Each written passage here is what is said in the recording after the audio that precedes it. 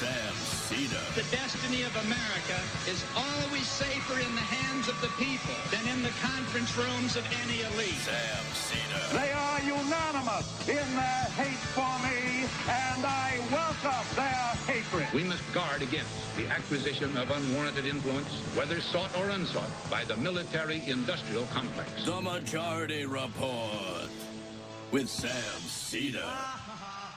Ever get the feeling you've been cheated?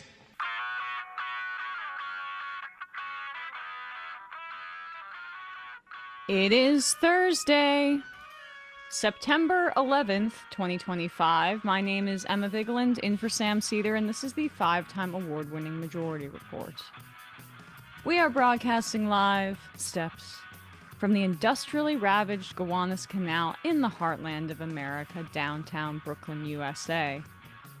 On the program today, Jostein Hague, professor at the University of Cambridge, will be with us to talk about the rise of industrial policy being tied to economic nationalism and how China is kind of doing it better. And later in the show, Ed Zitron will be with us to talk about the AI speculative bubble and how it may finally burst.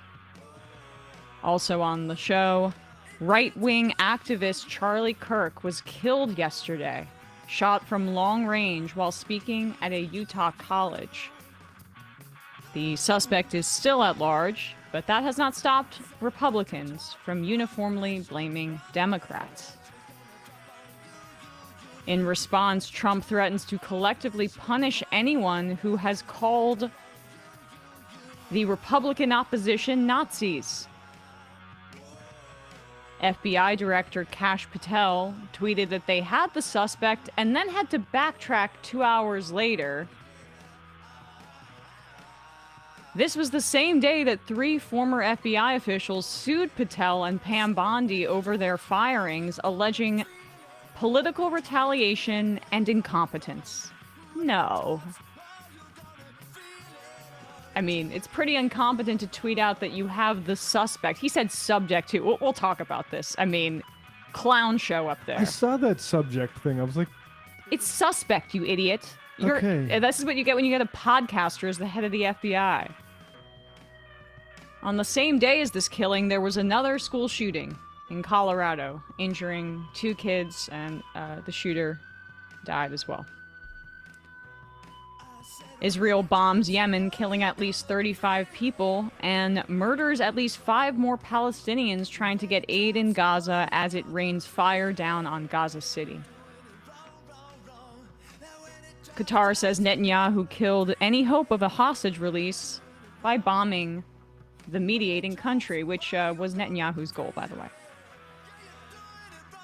Inflation rose last month, the biggest monthly increase since January.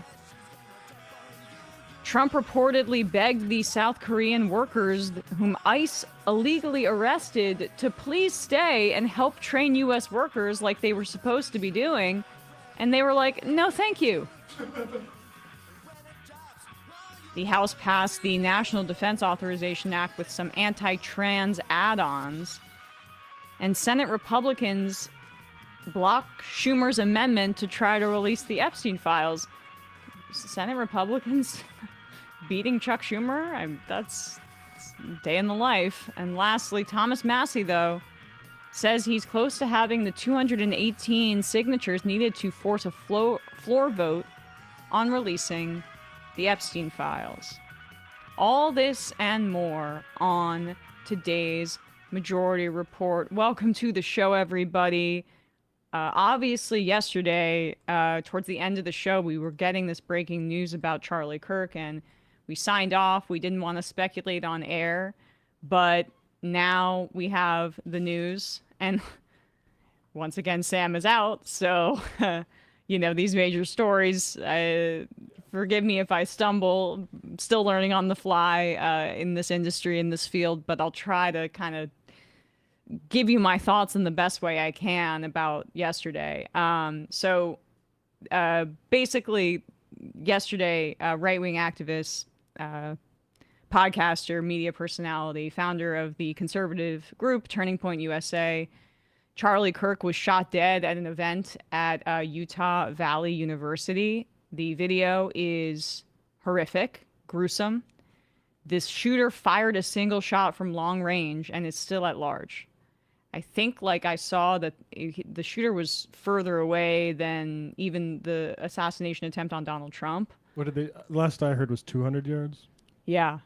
I mean, these are weapons of war. But and you know, I am curious what your position on this is, Brian. But you know, 200 yards is a long shot. But these guns with scopes are made to do stuff like that. Yeah. Yeah, it's easy to learn, I guess. I was never very good. I mean, want I that was repeated. I was never very good. I have deer hunted before as a teenager, as not exactly Davy Crockett, only practicing every once in a while with my dad. 176 yards, I think, was where I hit a deer from, and that was probably the upper limit of where I'd shoot from.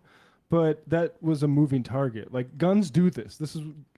And that's the story here. And I want to get to that, because anybody that's talking about this story outside of the context of the insane amount of guns and the lethal guns that we have in this country is not doing a disservice to the truth behind this story, because there is mental illness everywhere, although in other countries they have universal health care to treat mental illness, and we don't.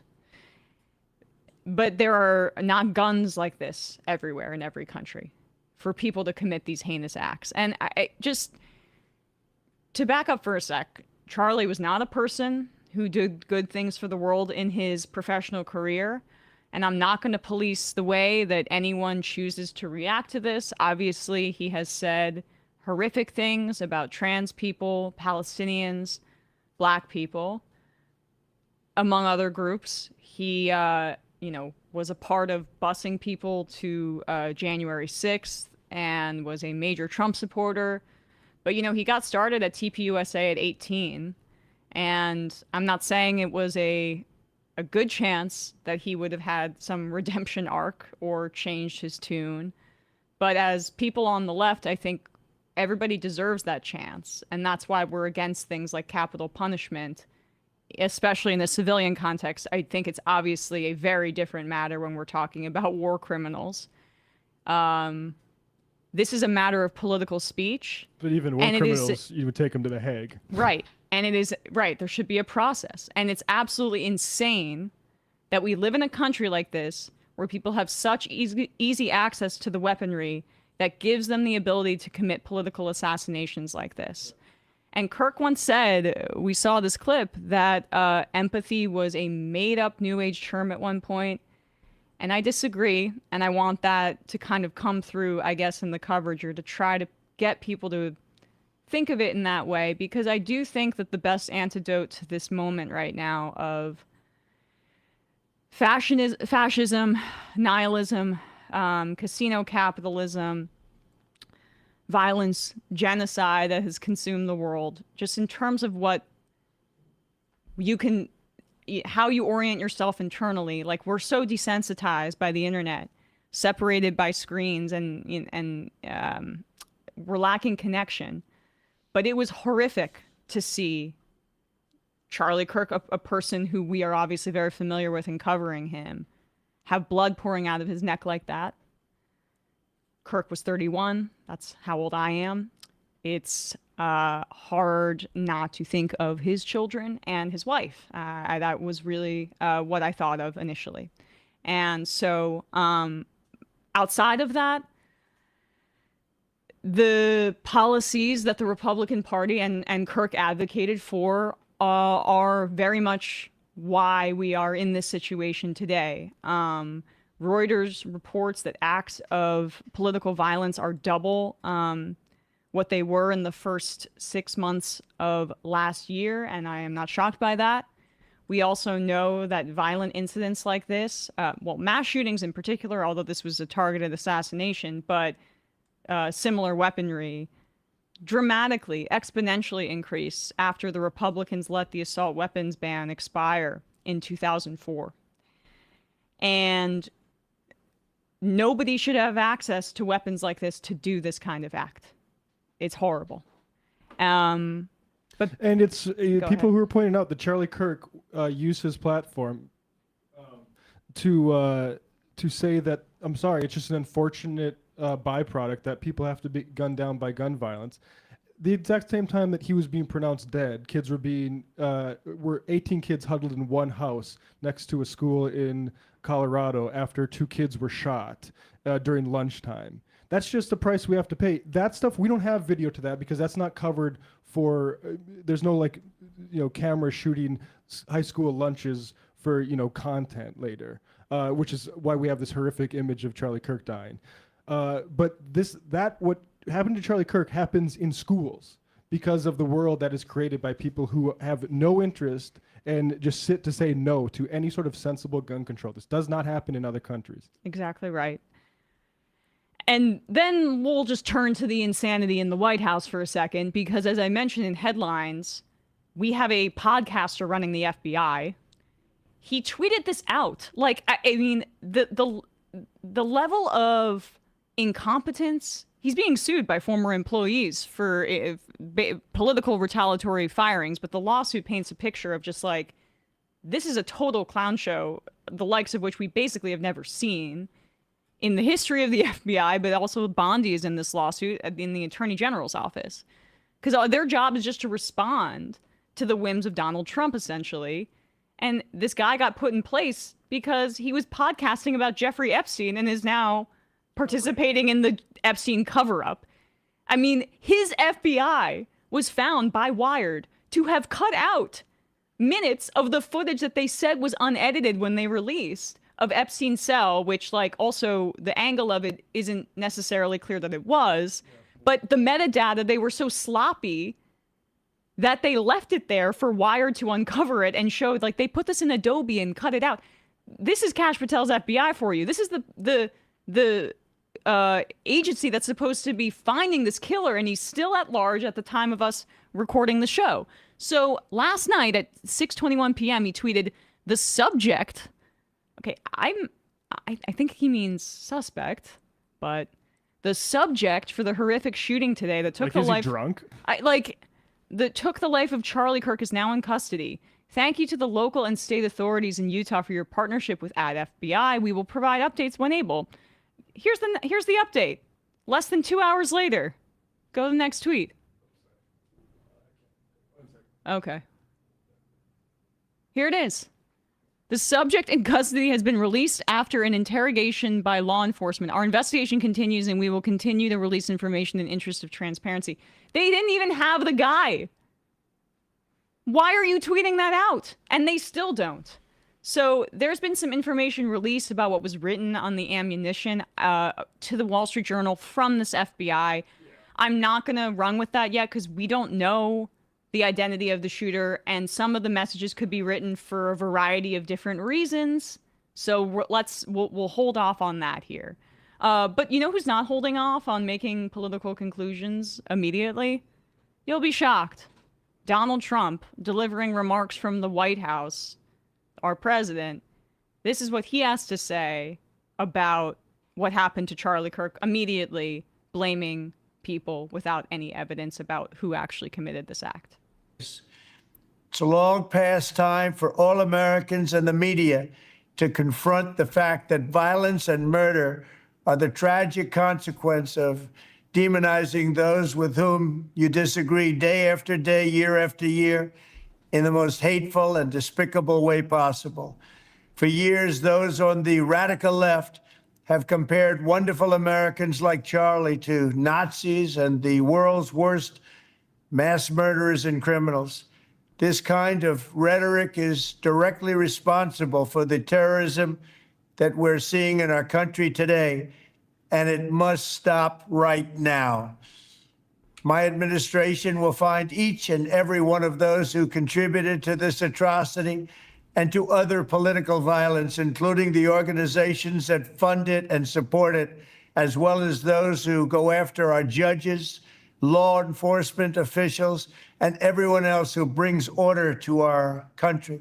From the attack on my life in Butler, Pennsylvania last year, which killed a husband and father, to the attacks on ICE agents, to the vicious murder of a healthcare executive in the streets of New York, to the shooting of House Majority Leader Steve Scalise and 3 others. That was a long Radical time left ago. political violence has hurt too many innocent people Okay. and taken too many lives. So he's immediately blaming the left. 2 Minnesota lawmakers were assassinated in Brooklyn Park. And Trump said nothing. And They Mike blamed Lee, the Republican senator, was joking about it, laughing about it, and now he's like clutching his pearls about this. I mean, be Republican consistent. partisans literally are running with it was Tim Walz sleeper cell. They're lunatics. We're dealing with lunatics. And there is no evidence.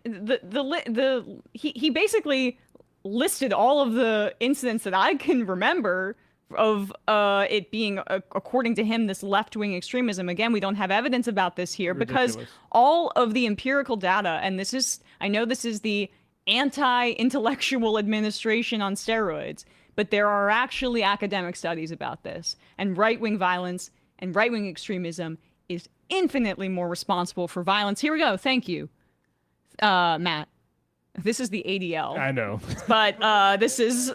So, I mean, this is a 20... But it's not about anti-Semitism. Right, this is 2022, prior to October 7th, when they decided, like, anti-Semitism... Well, they'd always felt that way, but this was a little bit more... Again, it's not on anti-Semitism, so you can trust somewhat what they say, right? Exactly. But domestic extremist-related killings in the U.S. Over the past, like, from 2013 to 2022... Right-wing extremists are responsible for the great majority of extremist-related murders, 75%. I mean, if it was going by the ADL's bias, you would see the domestic Islamist extremism bumped up, and it's only at 20% compared to right-wing extremism. Right. And my guess is that's probably for the ADL, they cast a wide net on the Islamic part. But there's also just countless studies. I mean, this is well established. I mean, Don Jr., his son was tweeting out, my Halloween costume will be a hammer and the Pelosi stuff. tidy whities. Charlie Kirk said that guy should be bailed out. Right, the guy who attacked Pelosi, or tried to attack Pelosi and hit her elderly husband with a hammer in his home. Ended his cognitive brain functioning for the rest of his life, as far as I've heard. Really? I think he's not recovered. Maybe I'm wrong about that. I mean, that's horrible. Yeah, and Charlie Kirk was saying bail that guy out. Right. It's all horrendous. We are in a very dark moment. And one of the only people that gives us all hope here is Zoran Mamdani. And so these were his remarks last night upon finding out about Charlie Kirk being killed. And this is the blueprint, folks. So here's Zoran speaking last night. It is a real honor to be in a room so full of love and solidarity. And I have much of those very feelings and emotions and commitments that I want to share with all of you.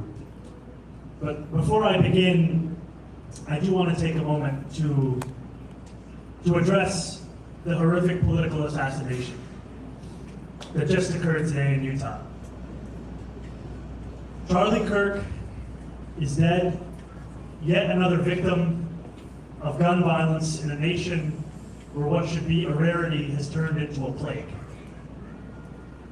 It cannot be a question of political agreement or alignment that allows us to mourn. It must be the shared notion of humanity that binds us all. And that humanity, it reminds us that this news is not just that of the murder of a prominent political figure, but also the news of a wife who grieves her husband, of a 1-year-old and a 3-year-old who will grow up without a father, and the fact that there are families feeling that same anguish right now in Colorado as they wait for their children, also shot at a school, to emerge from surgery. It is the same anguish that too many across our city and our nation reckon with in silence every day as we contend with an epidemic of suffering. We can and we must do more to challenge a status quo that has allowed this pain to become routine, that has allowed the question of which mass shooting to respond to the news of one that is shared. And it is incumbent upon all of us to repair the tears in our shared civic fabric and to make our nation one that is worthy of its greatest ideals. So that's how you actually are a leader. I thought the juxtaposition of that reaction with Trump's kind of says it all, right? Yep. What more to add? But hopefully we see more. Zoran's a special politician, but this is the kind of leadership we need in the Democratic Party and in the country. We're not there yet, but I believe we can be. In a moment, we'll be talking about economic nationalism and industrialization with Jostein Hague. But first, a word from some of our sponsors. You know, I'm the kind of person that likes to be incredibly prepared. Like planning for my honeymoon, for example. The Google spreadsheet was a little bit psychotic, but it makes me feel like I have a sense of control. So I love that, you know, our sponsor, Trusting Will, provides that for people for things that are a little bit more serious than planning your honeymoon or your vacation. To get most out of your life, you have to be prepared. And a lot of us don't realize that a will doesn't cover everything when it comes to estate planning. Trusting Will can help ensure that your loved ones are covered when it comes to things like medical decisions and power of attorney. Go to trustandwill.com/majority to get 20% off their simple, secure, and expert-backed estate planning services. Now, I know Sam has used this. He's got kids. He's got to think about it. I'm thinking about, you know, eventually that happening. And nobody wants to think about, you know, why I need a will or anything like that. But you've got to, because it leaves a mess sometimes for your family, your friends, and it can be very difficult, or not friends, but your family and people in your life. Trusting Will is really simple and easy and straightforward. You can just go to the website and figure it out there. It doesn't have to be this overwhelming process. It gives you peace of mind so that you know that your assets and your wishes are secure and you have that locked down.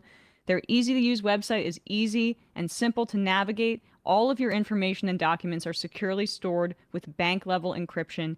Each will or trust is state-specific, legally valid, and customized to your needs. An overall rating of excellent and thousands of five-star reviews on Trustpilot make it so that Trust and Will is the kind of company that you can know and get behind.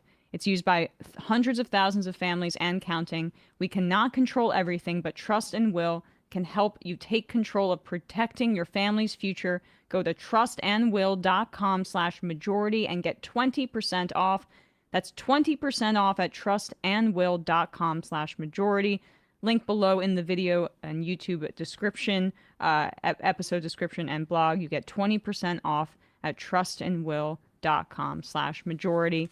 And lastly, Current Affairs, one of my favorite magazines, has an offer right now for Majority Report listeners and subscribers. If you like deep, thoughtful, progressive analysis, which, you know, we love our audience here. You do. You guys are smart. Love sucking up to you as well. And you'll get smarter if you read Current Affairs.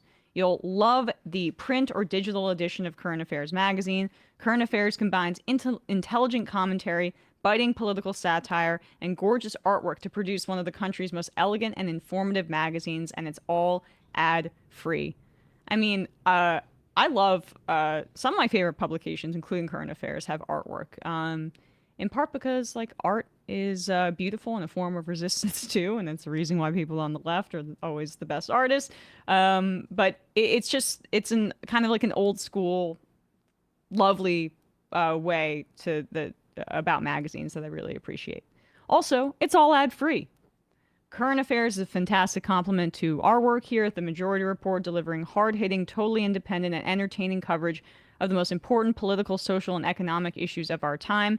Nathan Robinson has been one of the best people in our space for a really, really long time. I trust him Yeah, but he gets too much completely. attention. Nathan gets too much attention. I want to shout out Alex Skopik, who has some really great articles, including The Nazis on Aisle 9, Nice. which came out last fall. which I talked to him about on Left Reckoning. But yeah, you can say what you want about Nathan too. All right. Well, how about Nathan catching a stray in his own ad read? How about Lex Sid, who published one of my most circulated articles among people about the media loves the experts until it's time to count Gaza's dead. I have not seen yet, since then, a better piece explaining how there are hundreds of thousands dead in Gaza unaccounted for, and that's incredibly important work to be reminding people of that. Use code Majority Report for 30% off on a year of any subscription of your choice. Go to currentaffairs.org/subscribe and enter the code Majority Report, one word, at checkout. The offer expires October 31st. Again, that's go to currentaffairs.org/subscribe and enter the code Majority Report at checkout for 30% off for a year on any subscription of your choice. The offer expires October 31st. All right, quick break, and when we come back, we'll be talking to Jostein Hague.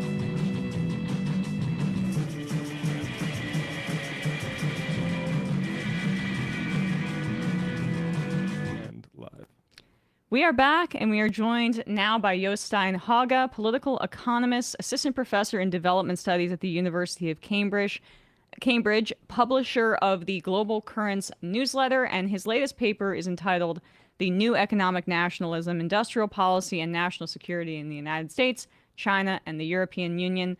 Jostein, thanks so much for coming on the show. Thank you for having me on the show. It's a pleasure to be here. Of course. So your paper, you co-wrote it with two other people. I don't have their names written down. If you want to plug, you can say that now. Yeah, of course. So the paper, The New Economic Nationalism, was just published in a journal called Geoforum. And my two co-authors, two of my PhD students, Bruno Halsager and Alessandro Julian Herman, have also contributed to the paper. It's great. And I've been meaning to kind of send it around to other nerdy people because it explains this moment and this change in, honestly, our economic landscape in a way that I haven't seen articulated yet.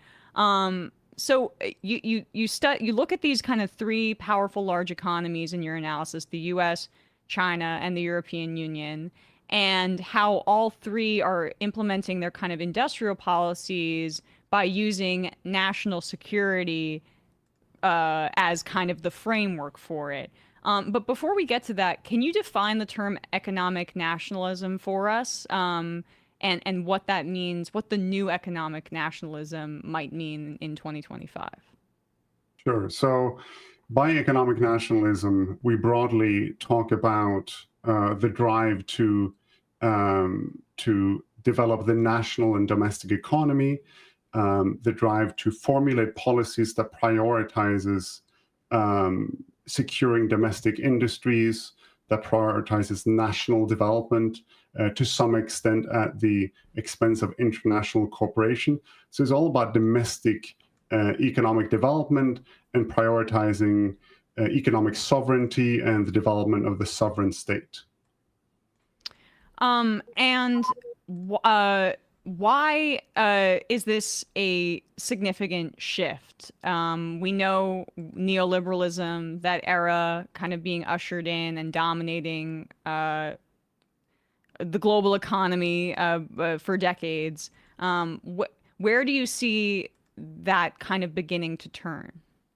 So obviously the world economy has been organized around nation states seeking to develop their national economies for decades and centuries.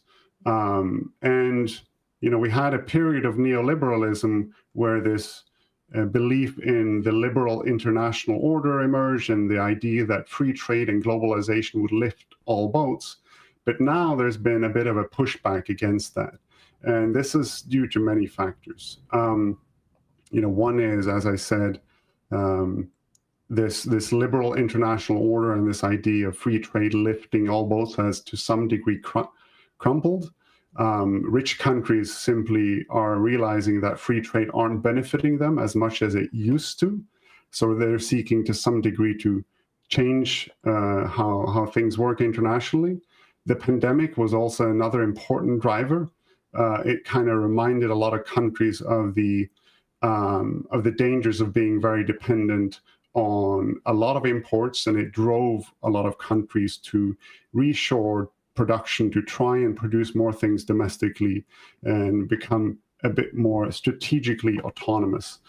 And another one, and probably the most important one, is the rise of China in the global economy. I don't think it's actually an exaggeration to say that the rise of China as a global superpower is the most significant economic and political event of this century.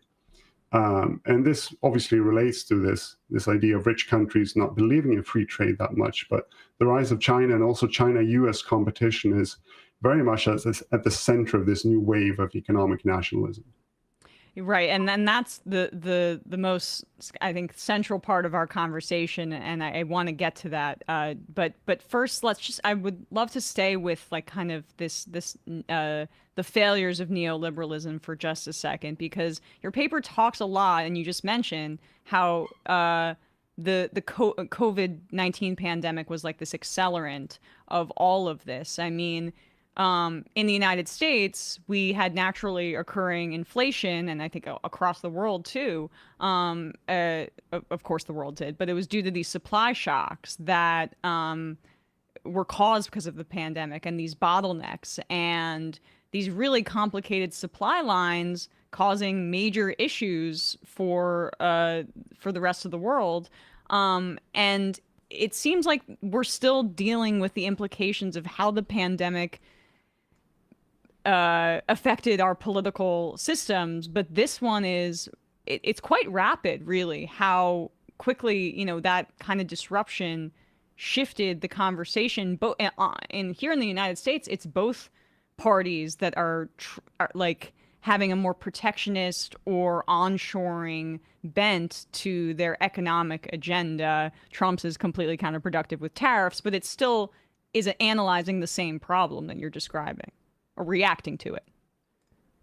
Yes, certainly. It's very fascinating to look at what's happened in the United States in the past 10 years or so. And I would say this turn towards more protectionism, towards a heavier hand of the state, towards a more active industrial policy started in the first Trump administration in 2016, 17, 18. With Trump's tariffs on China in particular. It's continued during the Biden administration in somewhat of a different form, more focus on subsidies and maybe more strategic tariffs. Biden also imposed particularly tariffs on imported energy products from China. And now, of course, we're seeing it with Trump 2.0 with sweeping tariffs everywhere. And a difference here, I would say, in terms of Trump's pursuit of national security and industrial policy compared to Biden's pursuit, is that there doesn't seem to be as much of a strong rationale behind Trump's tariffs. He even puts tariffs on his allies, supposedly.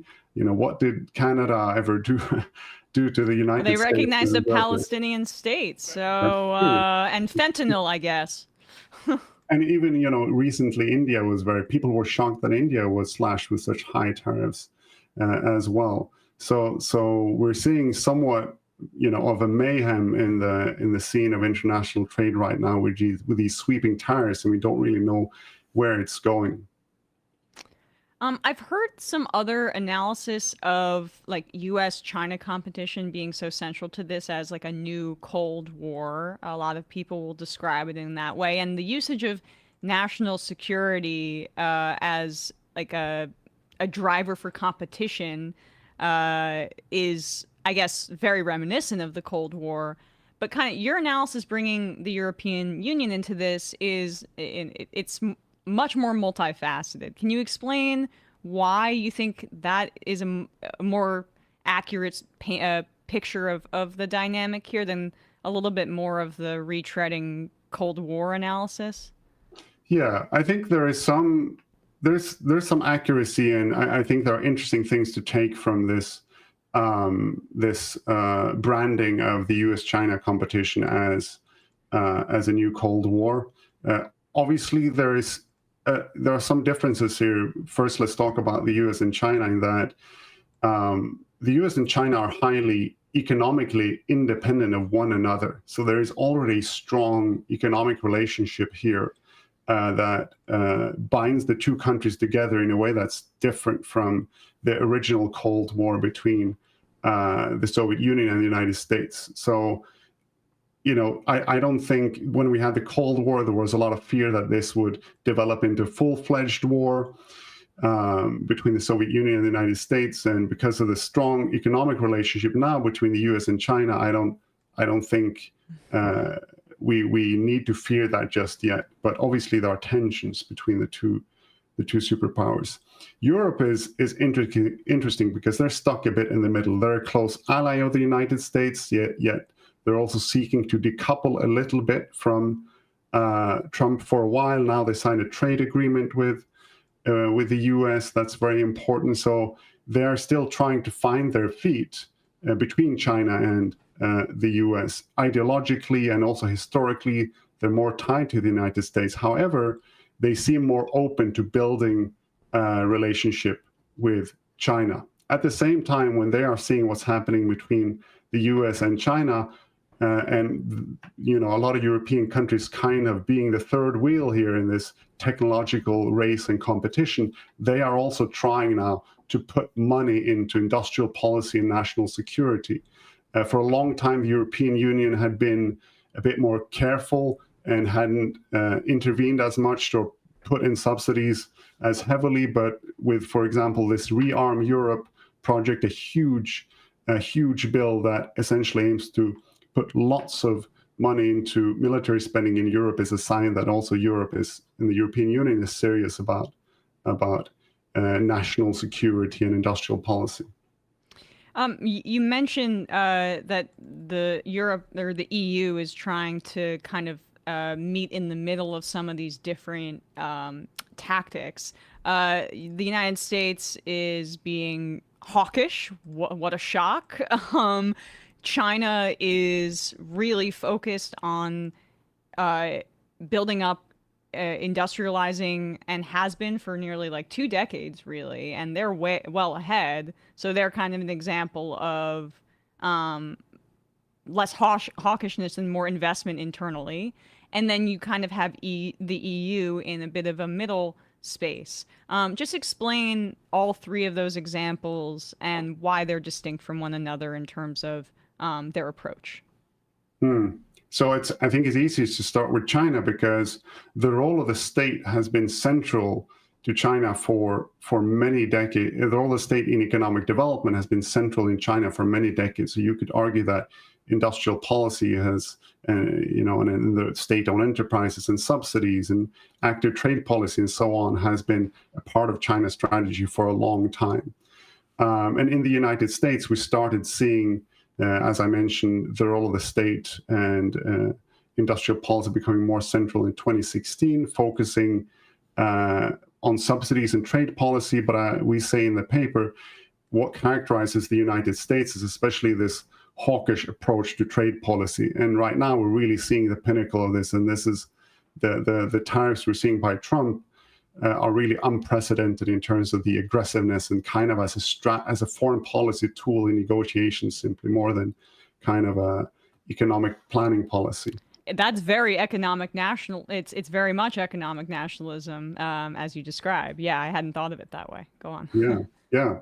And in the European Union, what we find based on our reading of government documents is that they've tried for years to balance having some autonomy with also being strategically open to both the United States and China and the rest of the world. But now we are seeing more emphasis on trying to be economically competitive, trying to put more money into the military. But in the European Union, and obviously there are some caveats here because it's a collection of nation states that have autonomy within the European Union. We need to keep in mind that. But we aren't seeing as clear of a sort of economic nationalist strategy in the European Union as in the United States. And the economic nationalism of let me backtrack for a second. The China piece that you mentioned there. How much of this is a belated reaction to China with an understanding that China has gotten so far ahead of the rest of the world as not just being, as it has been derisively called previously, the factory of the world, but as a major economic, multifaceted superpower, basically, at this point, that has an industrial kind of base that isn't just about, exports and making money that way to the rest of the world, but they have developed the capacity internally to be much more self-reliant than the United States. Yes. And I think this has surprised many people, the pace at which China has developed sort of entire supply chains domestically. China is still exporting a lot, and China still dominates international trade to a degree. And I think it's, the picture of China's quote unquote dominance is nuanced. We see dominance in a lot of manufacturing industries. We see China's dominance in the international trade of goods. At the same time, it's still Chinese workers and firms in US supply chains and not the other way around. So the United States still has structural power in a lot of industries, and they have the companies with the largest market capitalization in the world, etc. So the picture is nuanced here, but certainly China is now for sure dominating the manufacture of clean energy devices like electric vehicles, wind turbines, and solar panel. That's there's no question that they're the world leader there. They're starting to develop entire domestic supply chains in semiconductors, arguably the world's most technologically advanced industry. And we're also seeing that China is advancing rapidly with artificial intelligence. What's also very interesting about China's rise is that more and more people are saying that US trade policy against China is backfiring, because China started realizing that US actively, a lot of US economic policy right now, very broadly, is about countering China and also preventing China's rise. So they started actively focusing more on trying to develop capabilities across supply chains, both vertically and horizontally within China. So they really have had this drive to develop technological capabilities across all industries for some time, and it's proving to be quite successful. Can you speak about China as a country that is, when we talk about here in the United States, like the CHIPS Act, which was an industrialization bill, basically, the acronym is about hawkishness with China, and that's how you can get both parties on board. I mean, it's a very bipartisan kind of way that competition with China is viewed here in this country. And you'll hear every Republican refer to China as the Chinese Communist Party over and over again. But in fact, their kind of strategy is one under Xi Jinping of state capitalism. Can you explain that as an economic concept and how China kind of exemplifies it through the structure of their government? Yeah. So China, China has embraced many elements of capitalist markets. They have a huge and thriving private sector. There is wage labor there. They opened up to international trade and international capital flows in the 80s, 90s. And so in that sense, they embrace many aspects of capitalism. But, as you said, US politicians refer to it as a communist country, et cetera. And so ideologically, China is different. And it's important to realize while China, embraces these capitalist elements, it still has very much roots in socialist and communist ideology. And the political party, the ruling party in China, the Chinese Communist Party, is very proud of this. And in practice, we see this especially when it comes to state control over the economy. And I think this is a very crucial point, because this is something that separates China from capitalist Western countries, in that the state controls the direction of investment, the direction of credit. In the US, for example, you could argue that the private sector controls investment, the financial sector, et cetera. Private banks are very, very important in the US. But in China, whereas you have a private sector, the state is really in control over the direction of credit, the direction of investment. They oversee everything. And this is also why you can have this kind of aggressive, tactical, long-term industrial policy. For example, in clean energy, this would not be possible in a country where the top 1% of private sector and financial firms control the means of production. So state capitalism is a fitting label of China, and the economy is organized in a way that's quite different in that sense from a lot of Western capitalist countries. And what also struck me about this kind of and you speak about this in the paper, economic nationalism, also as like an ideologically consistent with neo-mercantilism, and how there was that it's a viewpoint that also was reflected kind of in some anti-colonial movements, like the Pan-African movement, for example, and to see now like major economic powerhouse countries adopting some of that framework, it's fascinating, because this also isn't going to exist in a vacuum. This strategy, this will have an impact on developing countries. So I guess as we kind of wrap up here, what will that impact be, and what can we anticipate for countries that aren't big major powerhouses, obviously like the US, China, or the EU? Yeah. So this question, the impact of this new economic nationalism on the global economy and on developing countries, is, in my view, the most important aspect of this paper, and is one of the most important questions we should discuss. So on the one hand, when we see these major economic powers implement nationalist policies, this to some degree has detrimental impact on developing countries. Why is this? Well, when you see countries with huge financial muscles, or the world generally moving towards more economic nationalism, this obviously benefits those countries that have, deeper government coffers, more money to spend on industrial policy. Essentially, if it's one big competition, those with more money and those ahead in the game are the ones who will do the best. And recent research also confirms that this return of national security and industrial policy is mainly seen in the world's wealthiest countries. But there is a silver lining to this, and there are certain benefits that I think this new world order brings to developing countries, and that revolves around the rise of China. So China is a country that has emerged from the periphery. It's a huge global power now, but a lot of research suggests that the relationship that China is building with other developing countries is more beneficial for those developing countries. There's obviously a lot of nuance here, and China has different strategies in different countries.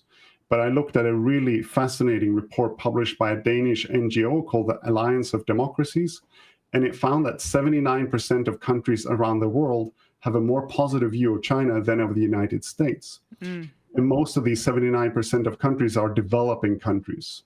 Why do most developing countries in the world like China more than the United States?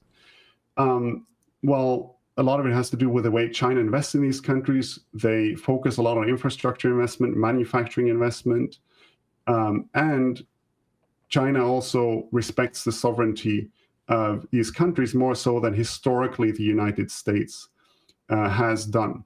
So, in some ways, the rise of China means stronger South-South cooperation and a larger voice for the global South in the international order, to the degree we view China as part of this block of developing countries, which, for example, if we think about China being part of BRICS, it is.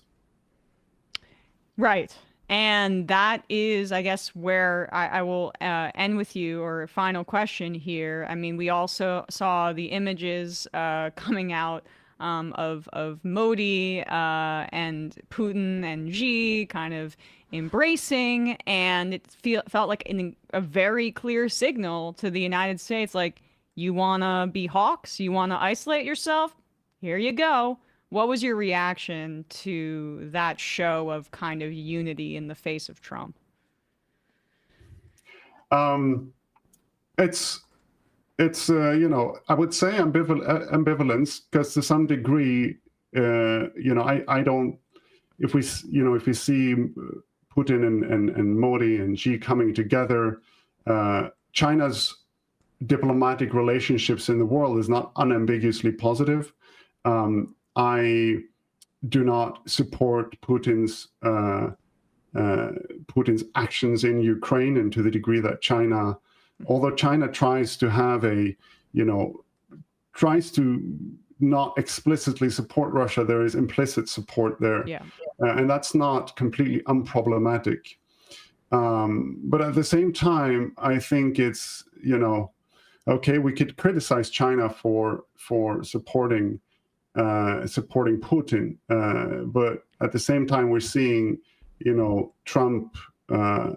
We have no credibility. We're funding a genocide. We have no credibility on the world stage on this matter. Yeah, that's the thing. To what degree should the United States now lecture China on this, given that they're funding and directly funding and supporting a genocide in Gaza? So the world is complicated. If we, seeing more international collaboration between China and India, the two world's most populous countries, and within those countries, a lot of development still needs to occur. That is something that I love to see. And if India and China can resolve their differences and become closer, and if we can move towards an international order where power is more broadly distributed and where developing countries are represented more, that I think is unambiguously good. To move towards a more multipolar world order, and one where poorer countries get more power, is something that I think is a direction that we should celebrate. Completely agree. Jostein Haage, political economist, assistant professor in development studies at the University of Cambridge, publisher of the Global Currents newsletter. We'll put a link to your newsletter and your latest paper in the podcast and YouTube descriptions, wherever people are listening to or watching this, and at majority.fm. Thanks so much for your time today. I really appreciate it. Thank you so much for having me on. Of course. All right, folks, quick break. And when we come back, we're going to be talking to Ed Zitron of the Better Offline podcast and the Where's Your Ed At newsletter on Substack about the AI bubble, and when's it going to burst and how is it going to look?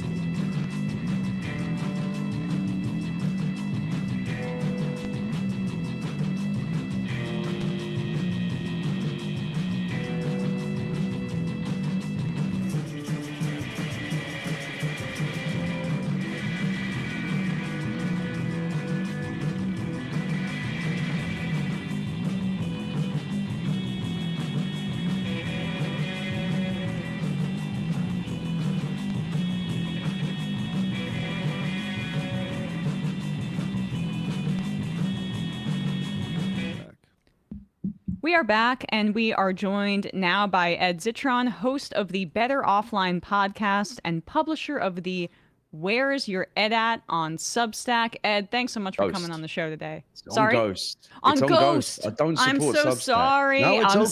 so- Everyone makes this mistake. It's okay. It's okay. I mean, our newsletter is on Ghost too, right? And I never even remember.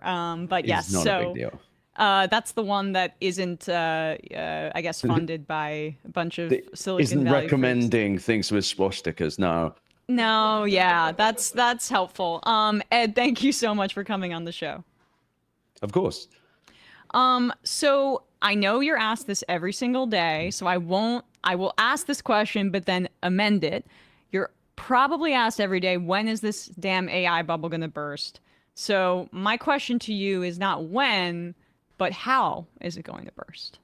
So thanks to Oracle, we are now set up for a very obvious collapse, which is, so yesterday it was announced that Oracle had, well, it was day before yesterday during their earnings, where they missed on everything. They said they had $317 billion of new customer revenue incoming over the next, from financial year 2027. Turned out that $300 billion of that is from OpenAI, a company that loses billions of dollars a year and has never had more than $16 billion in the bank. So Oracle's stock jumped 40% and a bunch of others jumped with it. So just to be clear also, it came out from the Financial Times a couple of weeks ago that OpenAI's non-profit conversion is going to be delayed until next year because Microsoft is not really moving on the negotiations. So it's a very complex way of saying that this will end because OpenAI will probably die. And no one likes this story. No one wants to talk to me about it too much in the tech media right now, because when you really think about it, everything lies on top of OpenAI. They're the largest compute client in the world. They're $10 billion of Microsoft's Azure cloud revenue. They represent pretty much all paying users of generative AI, 20 million paying customers, 5 million business customers. Though I add, 500,000 of those are from Cal State University, 50 million annual contracts, so about $2.50 a user, losing a bunch of money, just like OpenAI tends to. In any case, OpenAI does not have the money to pay this contract. They're meant to start paying Oracle about $30 billion in 2027. These servers are not even in the data centers. There's only an eighth of them built. So Oracle neither has the capacity ready to serve the revenue, and OpenAI doesn't have the money. And the thing that no one seems to want to say is, where the hell are they getting it from? So, right. And the answer is, there is literally not enough venture capital to fund this. Venture capital will run out. All of it, the dry powder of available venture capital will run out in 6 quarters at this current rate. And OpenAI, to do anything close to what they need to do, will need more than is currently available. Even if they move into private credit, it will not be sufficient. So the answer is, there's a good chance that OpenAI just does not convert to a for-profit entity. And if they don't by the end of the year, their current funding round from SoftBank gets cut in half. If they can't convert at all, they will die because they cannot go public. And at that point, if OpenAI cannot go public, they turn into a functional Ponzi scheme, where the only way for any investor to cash out is for other investors to enter the system. And this is not an accusation of fraud or anything. That's just how it will work if they can't convert, because they are this weird non-profit hybrid. So yeah, I think sometime in the next year or two, OpenAI simply falls over and dies and gets pecked to death by carrion birds. And once that happens, everything else falls apart, because OpenAI represents pretty much all of the revenue. They make more than everyone else combined. There's probably $40 billion of active revenue in generative AI, which is nothing. And OpenAI represents, I think, like a third to a half of that. They represent all of the compute. They're most of Microsoft's compute. They're going to be most of Oracle's revenue, if any of that was true. OpenAI disappears. There's not that much business here. It's a fugazi. It's all made up. It's genuinely disgusting. Yes, and that is, but all of this fugazi kind of runaround stuff is just there to create more investment. I mean, that's what's been agonizing about this whole discussion is that so much of the AI discussion, even the guys going on podcasts to talk about how it's going to take over the world and be like robots. That's how great our product is. It could take over the world. Anyone want to invest? It's all been so much, billions and billions of money that's gone into this and basically wasted because it could disappear, as you say, overnight, because they cannot create right now a model that is profitable. Well, it's not just the lack of profitability. It's not just the fact that these companies in general don't make much money. I mean, Perplexity, AI startup, search engine type company that has raised $300 million in the last 2 months, 2 separate rounds. They spent over 140% of their revenue last year just on compute. These companies do not function in the way that regular startups do, and on an operational level. The whole point of cloud software, the whole reason that tech has its valuations, is that these are asset-light businesses where the biggest costs are salespeople and customer service. Generally, infrastructure has not been a problem. It is insane, but tech has now taken on the burden of classical industrialization without any path out. And what's crazy is, I did an article called Why Everybody's Losing Money on AI last week. It's not clear that even the people providing compute, as in the people building the data centers with the GPUs in them, are making any profit. And if they are, it's going to take years. But on top of all of this crap don't work. It doesn't do that much. It's not that useful. These people going on podcasts and saying, oh, it's going to do this. Oh, China, not to insult the previous guest, but China's building powerful AI. Are they? Are we talking about generative AI? Because when it comes to large language models, so the underlying tech behind like ChatGPT and Claude and all that, that's not powerful. It's not doing much. And indeed, a ton of other AI stuff that isn't making that much money, but is far more interesting, is unrelated to this. But they want to conflate it because the actual products that are underneath, well, that are built on top of large language models are kind of crap. They're good for Casey Newton of Platformer. His best he's got was to say, oh, yeah, we should take this seriously. AGI is coming because it turns out that ChatGPT can do most kinds of homework. That's not why we send children to school. We don't send people to university to do homework so that the homework's complete. It's not like there's a goblin we feed the homework to. We do it so that people learn.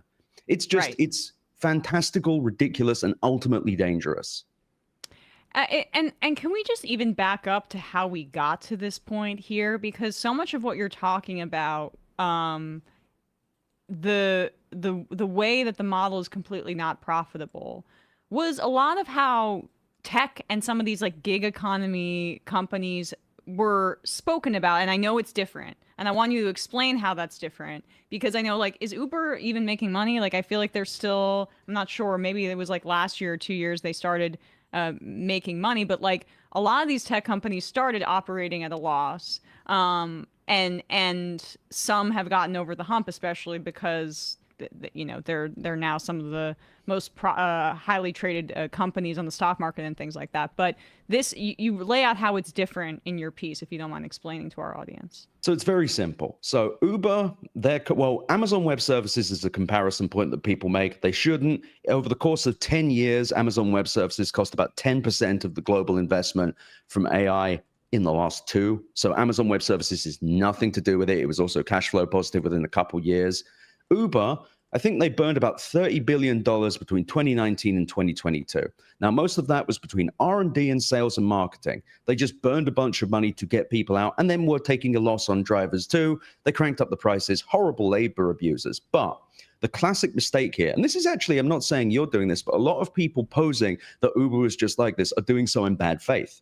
Because the thing that nobody wants to admit is that Microsoft, Amazon, and Google paid for OpenAI and Anthropic's infrastructure. So people can say, oh, OpenAI has raised 60 billion or what have you. Anthropic's done the same. Oh, and they look, Uber burned a lot of money too. No, the actual total amount, when you really look at how much Amazon and Google handle Anthropic, Microsoft handles OpenAI, they've put between them hundreds of billions of dollars of infrastructure just for these companies. So it's not anything like Uber. The timeline is smaller. And on top of it, Uber's costs were not running the cars. This would be if like Uber's cars were run using giraffe blood. Right. And you had to blow them up at the end of every ride and build a new car by hand. And I sound like I'm being facetious, but it really, the economics of this are completely and utterly insane. And they are getting worse because people have been saying, oh, the cost of inference is coming down. It's actually going up. There's a story by Christopher Mims about this in the Wall Street Journal. It's everywhere now. So this crap is getting more expensive to do the same things. It's still doing the same crap. And what they like to do is say, well, look, it's going up on the benchmarks. The benchmarks are made to make the models look better because you can't test these things on actual things that people do because they cannot do them. Well, we have some data showing that at least these like larger firms here are starting to agree with you, because there are all these promises of how AI can help basically replace a workforce. But this is an article in Fortune magazine. AI adoption rates are declining and kind of have been for these larger firms who are beginning to realize this since basically the middle point of this year. Explain why that's happening, Ed. Well, it's quite simple. It doesn't do enough. Like the enterprise will, and there was a paper that came out of MIT NANDA as well that said 95% of generative AI integrations have 0% return on investment. Now, within that, there was this statement that's very valuable, which is that adoption is high in the enterprise, but disruption is low. These products cannot learn because generative AI has no brain. They do not think. They do not have human thinking. They are just probabilistic models. And as a result, they are limited in what they can do to pretty much the same things. They summarize, they can generate text, they can generate images, they can sometimes successfully generate a PowerPoint, but even then, you can't do it every time. And at some point, I imagine enterprises rolling out these big integrations, spending all this money, are going, okay, does this do anything we actually need? And at some point, why would they continue? You'll note that we're 3 years into this, and we still don't have any really tangible examples of anyone doing anything interesting or large-scale disruptive. I mean, within a few years of the iPhone, we had tens of millions of smartphones. You had entire organizations adopting smartphones across the board. You had bring-your-own-device companies growing literally just to provision iPhones and similar devices for corporate clients. You had growth within the enterprise that you could map out year by year. We have a line trending down. That's not good. And that people really would love to say, oh, well, the dot-com boom, the line went down too. Nuh-uh. There was no line go down when it came to the growth of cloud compute. And Uber, completely different consumer company, not relevant. But nevertheless, their burn was still significantly lower over time, and they were also a necessary product. I think they're horrifying labor abusers, but still, the product made sense. But in generative AI, the returns are not there on a financial level, but the actual product still does functionally the same thing it did 2 years ago. Since GPT-4, there really hasn't been a significant thing that's changed. Even reasoning models, it's just kind of putting a hat on a hat at this point. You speak a little bit about in one of your pieces on your site, NVIDIA, and how this bubble could burst if their growth begins to slow. You point out there's this thing called like the Magnificent Seven, basically these big 7 companies that make up so much of the U.S. stock market's value. And you posit that NVIDIA is the weakest of these 7 at this point. Can you explain why that's the case and what these weaknesses are? So the funny thing is that NVIDIA is the only company I think that's making any real profit from this. They are doing so well to the point that the market has a fundamentally unhealthy relationship with them. Yep. NVIDIA's revenue, 88% of it comes from data center revenue, which is selling these GPUs and the associated bits with them. Of that revenue, around 42% of it comes from 6 other companies, really mostly 4, Amazon, Google, Microsoft, and Meta. In all 4 of those cases, they're making bugger all revenue. But in this case, the market has come to expect NVIDIA to grow anything from 70 to 150% every single year, year over year, every quarter. They must grow that much. And then you look at it right now, and they slowed to a ridiculously high, but not high enough, 55%, I think it was, year over year. It's unsustainable. There is no way that NVIDIA is just going to be able to go, okay, we'll sell 70 billion, then 100 billion, then 150 billion dollars worth of GPUs. And if you're worried, you should be more worried, because that's actually what needs to happen to keep this rally going. Because nobody's making any real money. Yeah, and I think just for people that don't know, can you explain NVIDIA's place in the market and why they have it cornered? Just even like, spelling it out very simply just because like what GPUs are and what their product is, and even if Absolutely. you don't mind explaining like Taiwan's role in also all of this. So Taiwan's role will be with TSMC, which is basically the chip manufacturer du jour. They do everything. TSMC does way more than GPUs. They do more than this. NVIDIA makes a GPU, a graphics processing unit, but the ones that they sell a lot of are these AI GPUs, and they're not kind of like the ones you put in a computer. They're much bigger. I think you put 72 of them in a rack. You need these massive cooling rigs and servers to make them run, and they run something called CUDA, C-U-D-A.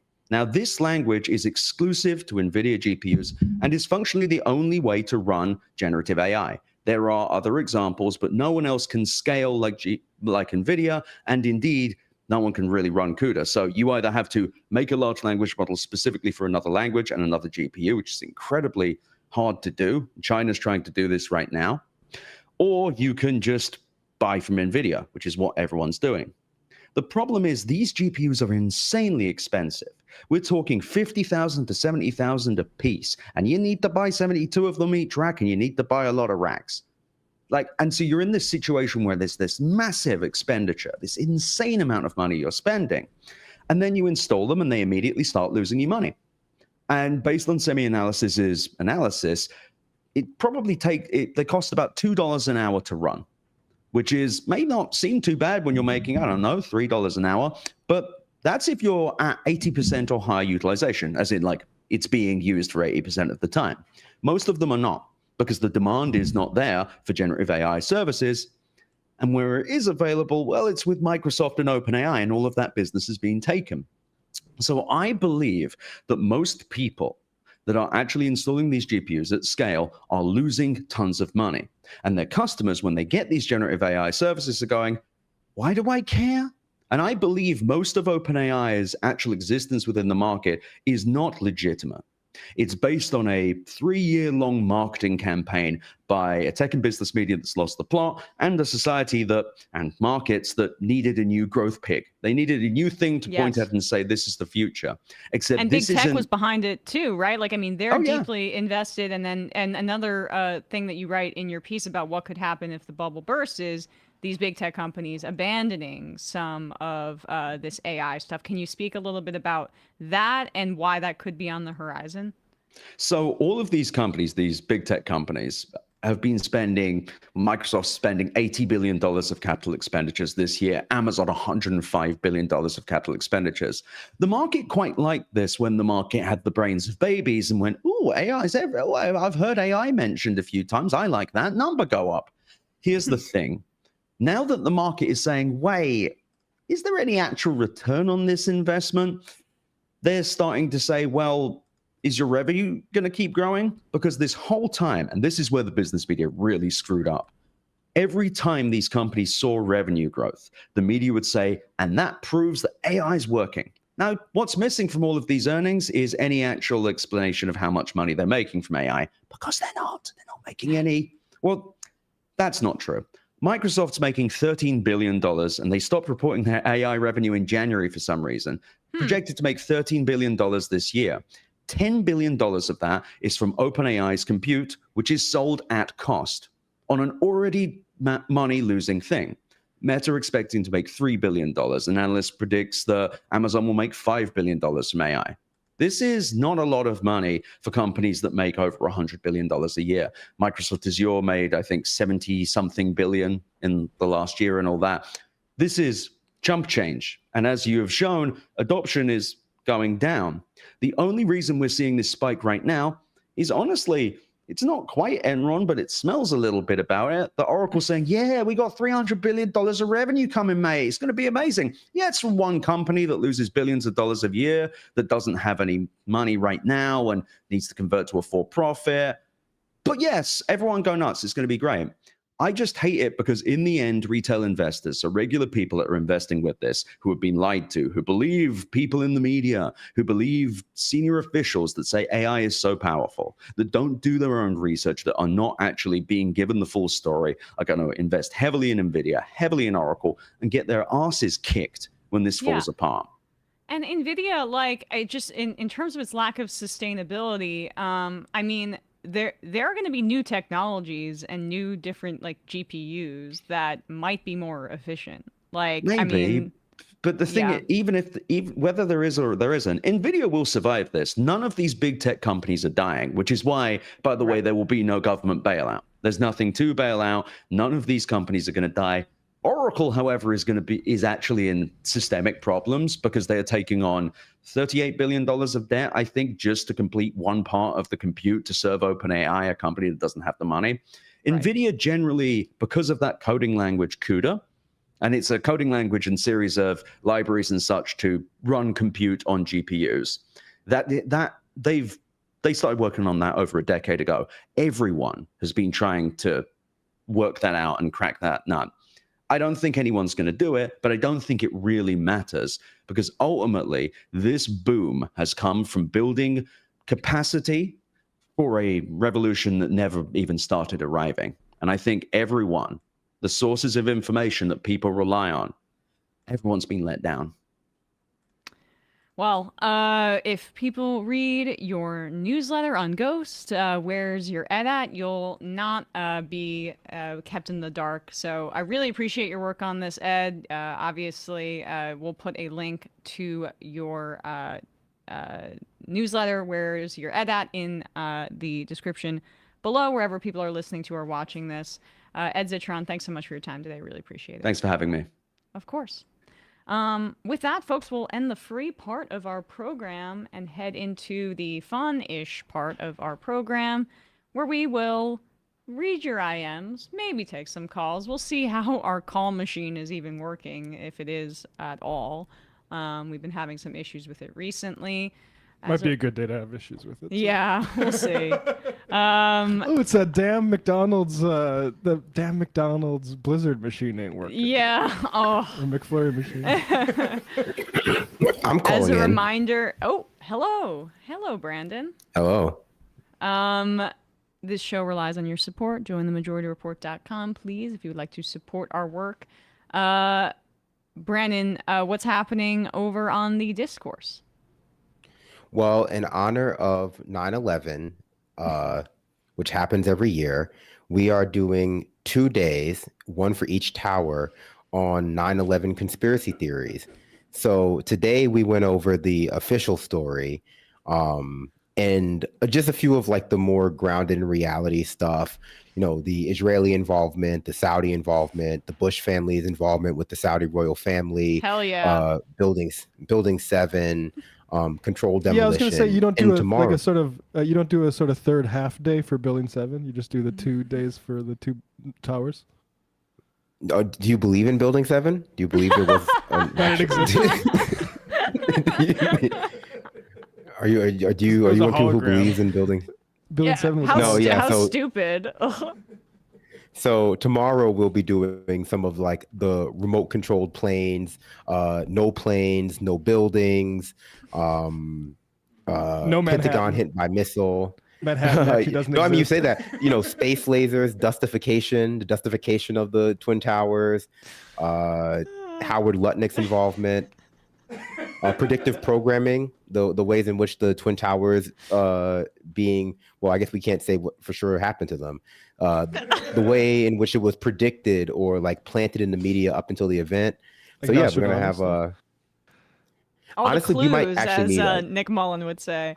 Brandon, you are one of a kind. I'm gonna check that out later. I need a little bit of a laugh. All right, check out the discourse for all that fun stuff. Matt, what's happening on Left Reckoning? Yeah, Left Reckoning on a Tuesday night, we talked about Zoran responding to like being compared to Trump by CNN. Weird stuff going on CNN. Also, Nilo Tabrizi talking about women's liberation movements in Iran. And yeah, we also talked about James Tallarico and how we both sort of prefer him over Allred, but also are pretty wary of the Miriam Adelson gambling money that he takes.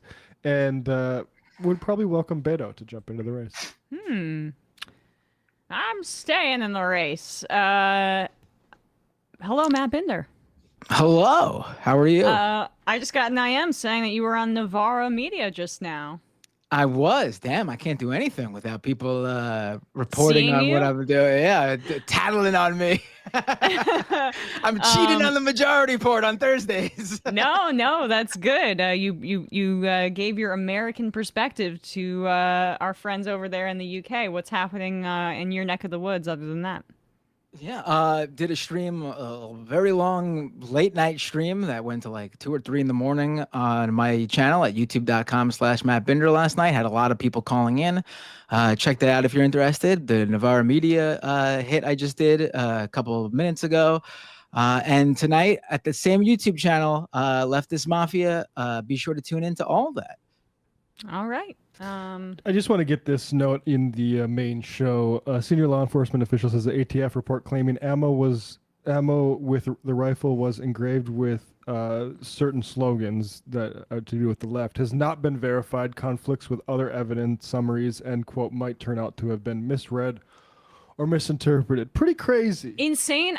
The Wall Street Journal has been on a hot streak and getting a lot of scoops for It's a the Murdoch Trump paper. administration, but that is crazy that they published that and rushed to publish that thing about these anti-trans or these pro-trans and pro-Antifa slogans. I mean, we didn't even say what it said at the beginning of the show because I knew that this Don't believe it. That why would I believe this? It's clearly the FBI led by fucking Kash Patel leaking this stuff. I'm not saying that that wasn't the case, but we just don't know until we know who the suspect is. And the frickin' FBI head is a lunatic who's not on top of it and is more worried about getting ahead of the narrative to blame trans people. This stuff stays out there, by the way. People should really understand. Of course. For a big media company, even the Wall Street Journal, with their leanings, still they're a large legacy media company. To any of them putting this stuff out there is insanely dangerous. I see time and time again shootings from years ago. People still cite things that were reported in the first hours that were debunked within minutes, that were completely false, that these people still believe and refuse to not believe because they already saw it and it's already ingrained in their brains. This stuff, no matter what this ends up being about, whatever falsehoods out there are going to remain. I still see people sharing the pictures of the 2 individuals who were detained and released. No matter how many times the FBI has said these people are not suspects, people are still sharing their pictures. I mean, Kash Patel called him a subject. He didn't even say suspect. This is amateur hours, and is putting it mildly. We actually do need like functioning federal law enforcement to find someone like this. Crazy to say, but ProPublica has the profile on this guy here. This is Thomas Fugate III, a 22-year-old Trump intern who was appointed to leave counterterrorism and threat prevention at DHS. He gutted the department, firing 75% of the staff. Look at him. I mean, we have his picture up here. Like an SNL character. He literally. He gutted. He also doesn't look 22. I mean, but anyway, he gutted the department, firing 75% of the staff, suggesting domestic terror and domestic-born shooters weren't the problem. I heard somebody say dismiss it as gang violence too. Weren't the problem, and that the department needs to quote focus on illegals. The department coordinates cross-agency tips, helps power online monitoring programs for proactively catching things like mass shootings before they happen.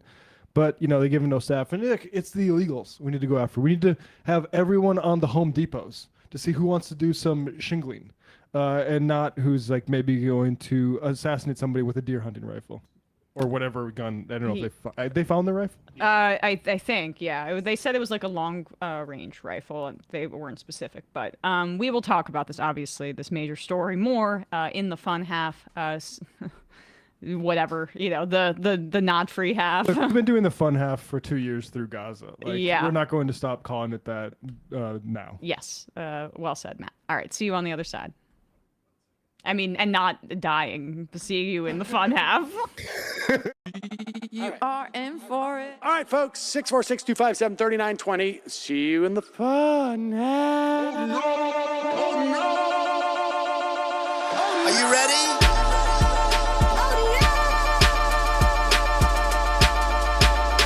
Who sent us this? Alpha males are back. Boy is back. And the alpha males are back. Just as delicious as you could imagine. The alpha males are back. Boy is back. And the alpha males are back, back, back, back. Just want to degrade the white man. Alpha males are back, back. I take all of it in my throat. Alpha males are back, back, back, back. Snowflake says what? The alpha males are back, back, back, back, back. You are a madman. And the alpha males are back, back. Oh no, Sam Seder! What a fucking nightmare! Nightmare! Bring back the DJ. Yeah, or a couple of them. Just put them in rotation. DJ Denner. Well, the problem with those is they're like 45 seconds long, so I don't know if they're enough of a break. That's fucking nonsense. You see white people doing drugs, they look worse than normal white people, and all white people look disgusting. And the alpha males, psych, fuck them, fuck them. Snowflake says what?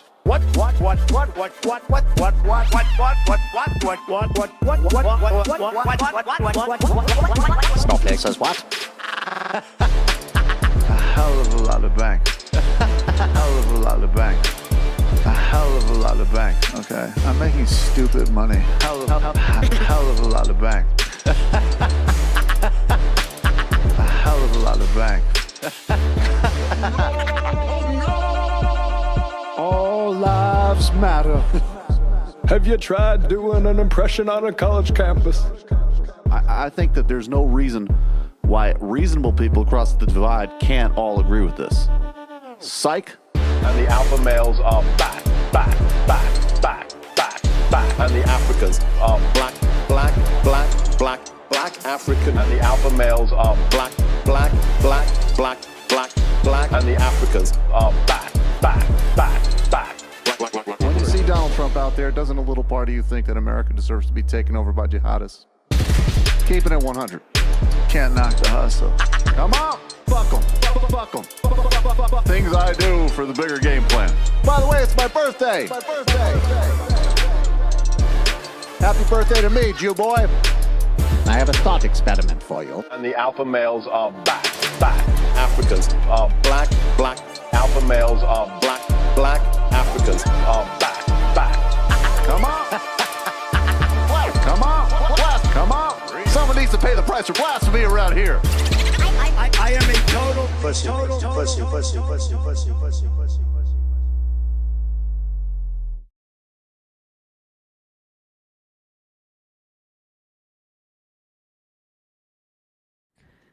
We are back, folks. It is the fun half of the Majority Report.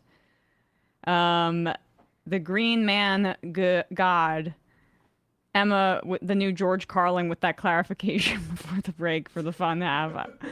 I mean, that was accidental. Yes, we will do a Majority Report song next week. We're a little flustered. Don't worry. I know we're seeing some. Brian, don't beat yourself up over it. I'm not even a little bit. Okay, great. Well, I don't know why I was worried. Cole from Michigan, Dan Fresian of Knowledge Fight compares events like this as wet cement, where propagandists, if they get their story out early enough, then it dries and stays forever. That's a good analogy for it. I mean, on the day of Jan 6. And we just have to understand this is what we're dealing with, and no sort of comportment and manners on our side is going to stop someone like Mike Lee seeing two politicians, elected representatives in Minnesota, assassinated and then spuriously claiming this is bullshit, or on January 6th, a coup attempt. Yeah. Saying that this is secretly Antifa. This is just who we're dealing with. Let's, since we're already here, we'll do this in the context, I think. Let's do 3 and 4, Matt. So here is Nancy Mace reacting to the killing of Charlie Kirk as of the horrible and violent killing. It was very, very hard to watch, and I think we can all agree just that, political speech like this should never be met with violence, and the fact that we have weapons of war in this country like this that allow people to take this kind of action is absolutely unacceptable, and our society is deeply broken. But, that's how I think a normal person is reacting to this, in the same way that we also reacted to the assassination of the Minnesota lawmakers a few months ago. another political assassination in this extremely kind of scary environment. But Republicans didn't really react the same way. Mike Lee, senator from Utah, tweeted out a joke about it at the time. Not seeing any Democratic senators doing this about Charlie Kirk. And here's Nancy Mace being asked, leaving the Capitol steps, about this very hypocrisy. I'm going to say this. Democrats own what happened today. I am devastated. My kids have called panicking. All the kids of every conservative in the country call panicking. Just because you speak your mind on an issue doesn't mean you get shot. Then by that logic, do Republicans own the shooting of the 2 Democratic lawmakers in Minnesota? Political. Isn't this on both sides? Are you kidding me? No, I'm asking We a don't serious know what question. condition Charlie Kirk is in right now. Some raging leftist lunatic put a bullet through his neck, and you want to talk about Republicans right now? No.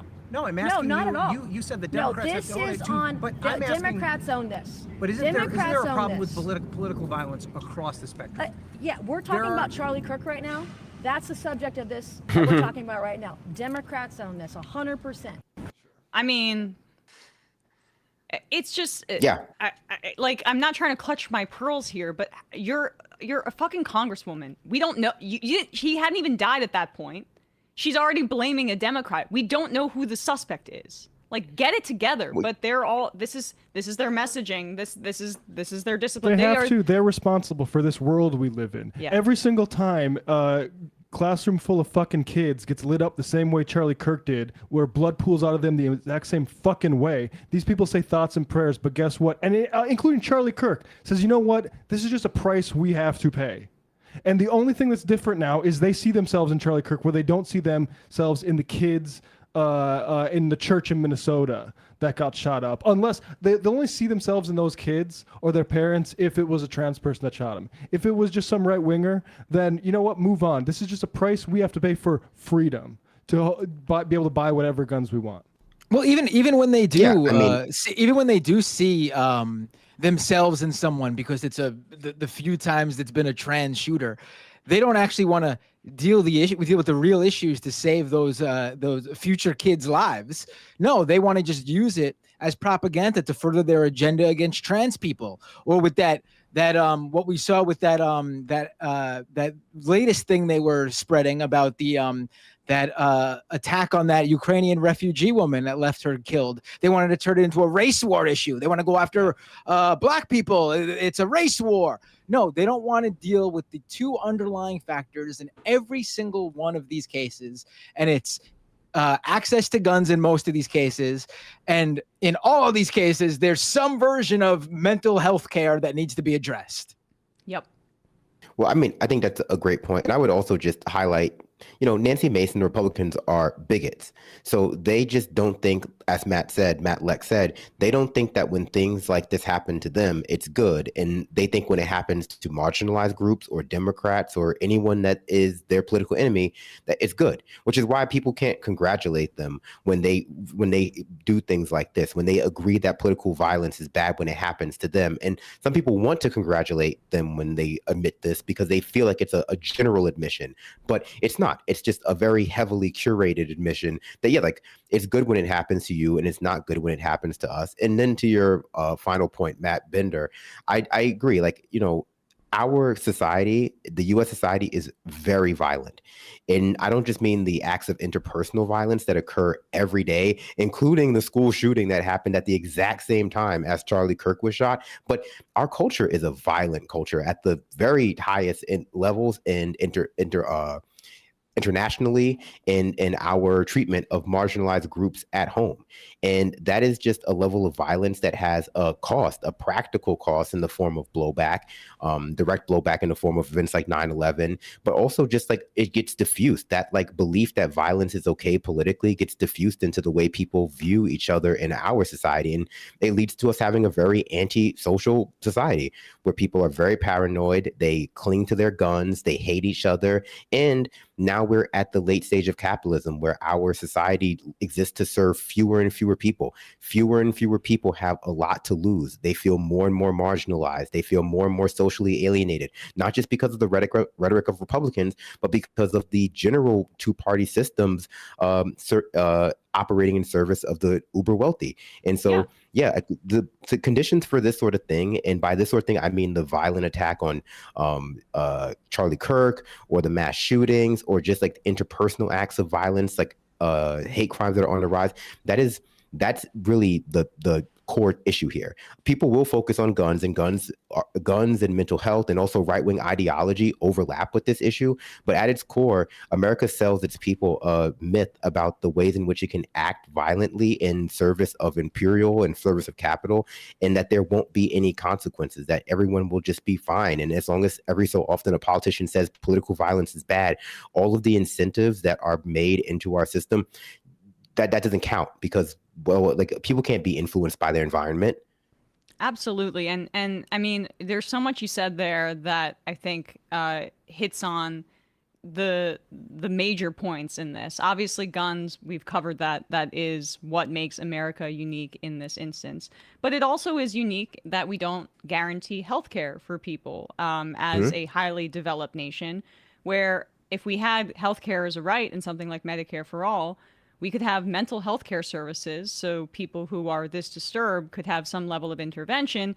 Instead, we respond with more violence and more incarceration in that form of violence. And when you talk about our imperialism coming home, you know, why are our police units, why do they look like they just came out of Iraq?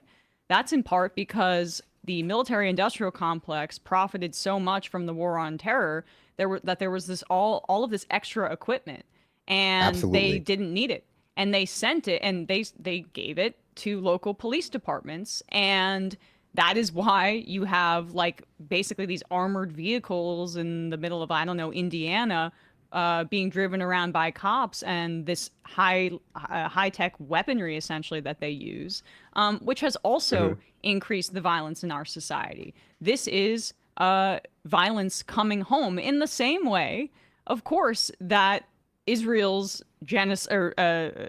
oppression of Palestinians ended up coming back in an attack on October 7th, and that was inevitable. The violence that America as an imperial power brings on the rest of the world, we do not exist in a vacuum. It comes home and it affects us. And the idea that Democrats own this, back to her saying this, like, you think Chuck Schumer owns this with his rhetoric? Like, we're talking about the Democratic Party here. Gavin Newsom, who's openly auditioning to be president, just had Charlie Kirk on his podcast for the friendliest interview ever. The Democrats are not responsible for this rhetoric, and it's not the rhetoric. The rhetoric is the symptom of a violent society that the Republicans have created. Yeah, I mean, and it's not just the violence even. Just one real quick. It's also just the erosion of people's belief that there might be legitimate ways to redress grievances with people in positions of power. And people, like, we live in a society that has cultivated a lack of accountability for the political class, for the billionaire class. And our media, our legacy media, oftentimes exists to shield people from that reality because they benefit from it too. And I think that has been, like, laid bare to a lot of people as, you know, warrants for war crimes have gone unpunished. The Supreme Court has declared the President of the United States immune to all crimes. All this Epstein stuff is coming out. The situation in the context that everyone lives within is very heavily incentivizing something that the politicians and the media claim that they don't like, but create the circumstances for every day in the way in which they operate with their power. Like, it's you know, it's hard to feel like bad, not necessarily hard to feel bad for Charlie Kirk, but, you know, whatever. But it's hard to feel like any kind of sympathy for the politicians in the media figures, like the media, who are calling for some kind of, like, peace or lack of violence, because all they're saying is like, yeah, we like all of the causes of this. We love all of the causes of this. And we love, some of them are saying, we love when it happens to our enemies, but we don't want to feel implicated by this at all. We don't want to feel implicated by the violence that our politics creates. We don't want to feel implicated by the violence that our politics says is good for other people. And that's just not a very sympathetic point of view, but it is one that definitely implicates the more marginalized people, where if this violence does break out, if large-scale violence, political violence does break out, certainly more marginalized people will suffer as a result of that. But that's something that we don't necessarily have a total ability to combat with our rhetoric, because it's being incentivized at every level of people's material and social reality by the things that our politicians are doing, by the things that their aligned media apparatuses are doing. Yeah. I mean, you talk about the discussion of, oh yeah, our support for what's going on in Palestine will never come back for us. That's violence will never cross that barrier in a way it impacts us. Charlie Kirk's last words, and people don't like this being pointed out, but I'm sorry, this is what happened. He was asked a question about shootings in America, and then it said, what are you talking about? Are you including how many shootings are in America? And he said, you talking about gang violence or not gang violence? And then he was shot in Utah by a not gang member.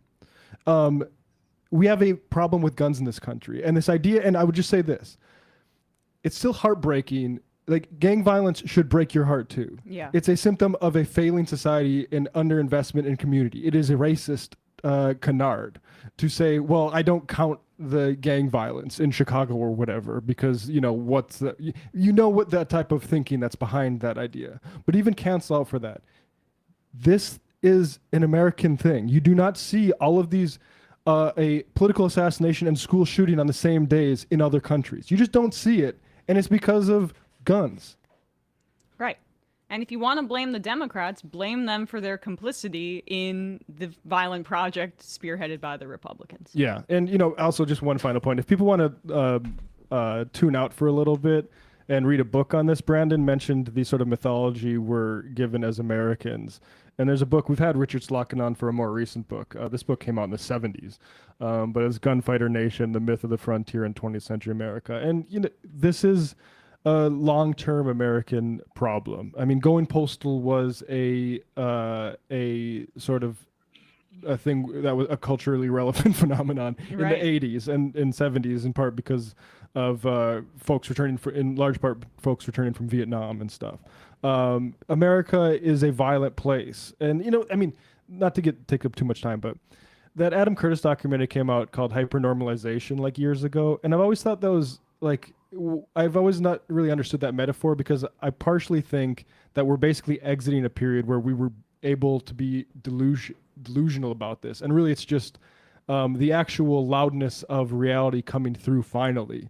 So is it being normalized? Well, it's being normalized pretty quick, but it's also been normal, right? But right. Yeah. But we have just so many degrees of separation. I mean, for all, I think it's especially how many more journalists in Palestine have been killed that we've been following? Like, yeah. I mean, I try not to be judgmental of certain people, but I saw lots of people posting about like all your friends from high school you haven't thought about in a long time, or posting about Charlie Kirk on your Instagram story. I had that dynamic too, and you have in your mind, like, have you not seen the babies that I've seen, headless toddlers? Like, I mean, but there's an empathy gap because they see themselves in him. But like, it's just when we're talking about how Israel's like a zone of interest and just miles away, Palestinians are they're committing a Holocaust.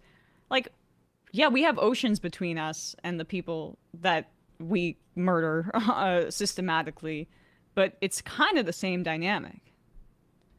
Well, I mean, I think also people are going to get over the Charlie Kirk thing as well. I mean, that's also part of our violent society. There is that dynamic you described where, like, and this is part of the legacy media's complicity in creating this violent society where human life is devalued. Like, we hide those things in various forms. Back during the war on terror, we would bring the bodies back under secrecy, like, so people wouldn't see all the people who were being killed on the American side, because we knew that would impact people. So we hide these things, and we selectively platform certain people with certain stories to have people believe that they're being informed or, performing some type of generalized empathy when it's just selective. But I think that, that works on maybe older generations like Gen X and above, who have been conditioned to respond to that kind of thing because they've been conditioned to get their media from specific sources and only legitimize specific sources. But I think for younger people, and even some of those older people, because of how violent America is, they'll be done with this in a week. They won't even remember it. Remember when people were saying the world was going to change after Trump got shot? Well, People forgot and stopped caring, and it happened almost again. Yeah, they dropped it because it was a white kid. I mean, they'll give some like. Even that aside, though, it was just forgotten about. Like, we just move on from things as a society as a whole, just way too fast. Like, even like non-violent deaths. I remember when, like, maybe it's a function of being a kid and viewing these things differently as you get older. But I remember being younger, and when someone of some notoriety died, it was a big deal for a long time. Now, someone of notoriety dies, and it's just a blip online until the next person of notoriety dies a few hours later. It just nothing hits the same way it used to people nowadays. Yeah, I mean, they will definitely try to weaponize it. Sorry, just try to weaponize it politically. But how it will stick is, I think, I'm lagging a little bit. But no, how it's it will okay. stick, I feel badly depends. whenever I accidentally do it. Go ahead. Yeah, whether or not it sticks will really depend on how people are feeling, right? I mean, this last month, a bunch of white Christian girls died at a flood in a summer camp in Texas, and people don't talk about that really anymore. And of course, because that conversation can be about the expansion of the public sector, it can be about climate change. It doesn't need to be. People just don't care anymore. And I think 9/11 starts to be where human life in America becomes increasingly devalued. But you can only devalue so many immigrants, round them up, put them into cages, like have them like living in like concentration camp like conditions before people in your own country just like don't respect life at all, even their own or each other. And we're seeing that all over the place. It's like I said, it's just a myth that is foisted upon us by the power brokers, like our government aligned media, that make us feel like, oh yeah, that stuff just won't impact how Americans feel about each other. And that some of that is aspirational because they don't want to believe that they might be endangered by their own politics. And some of that is just like, the petty bigotry of low expectations when it comes to like the working class. Like they can just be kept in the dark and fed garbage, and they'll just like, they won't react reasonably to their environment. They'll just like eat it or whatever, or they'll starve. If it's America, and they'll die. Hundreds of people in Texas died from the power outages a few years ago, because they blamed it on windmills when it actually turned out it was a natural gas supply that had frozen. And then, like you said, the dozens and dozens of little girls swept away by floods because the county didn't decide to pay for sirens that would warn for such a thing. And then the Texas Republicans called a special session to gerrymander the state for Trump. Right. That was. But we see the response when it comes to where it happens, and depending on if it's a blue state or a red state, or it works into whatever narrative the right is trying to put forth, right? Like Charlie Kirk was killed in Utah, right? I mean, can you imagine the reaction from Trump sending in the National Guard if this happened in like a blue state? Of course. All the gang violence. But no, it happened in Utah, and no one's blaming the lackadaisical security on this state college campus in Utah, or how the Utah government failed to make sure that someone like this individual couldn't get a firearm. No one is talking about any of that. No one talked about how what Matt just brought up about Texas's failings with people who died due to natural disasters. That's never brought up. But if a single thing happens in a blue state, all of a sudden it's a failure of that entire state's government and send in the feds. They were holding funding. They were saying, I don't know, California, should we help you with wildfires? Mm-hmm. Like we're dealing with demons. It's also, we have no accountability anymore. I think Brandon, maybe you made this point just about the lack of accountability for the war criminals in Iraq and where things started there, and even the bankers who crashed the economy in 2008. But you even see it just like eroded over the past like 6 or so years. I mean, Al Franken's resignation, compare that to like Al Franken's resignation to what is just happening on a daily basis in the Trump administration. Like, I mean, or Republicans more broadly, but even Democrats. Like, we have basically let go of the wheel when it comes to accountability for powerful people. And that has downstream effects. Like, we used to talk about what leadership meant. And Trump's leadership means something. And it means that it's basically corroded the moral fabric of our entire society.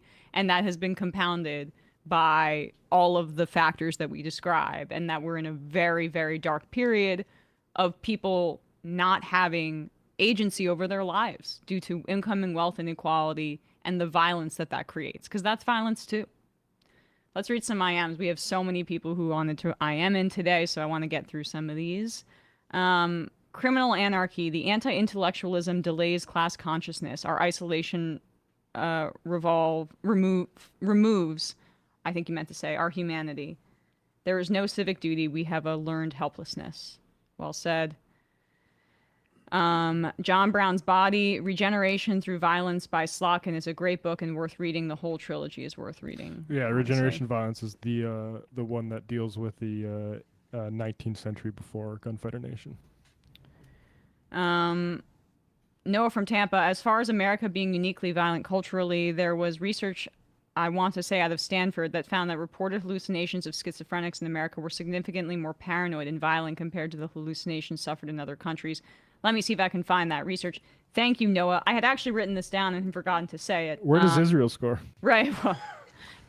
Well, no, it wouldn't be that high, actually, because they have health care and things that we also, I mean, I think the settler colonial context might have. Fair enough. I mean, that's a different kind of psychosis. But like in terms of schizophrenia, like mental illness does not exist in a vacuum.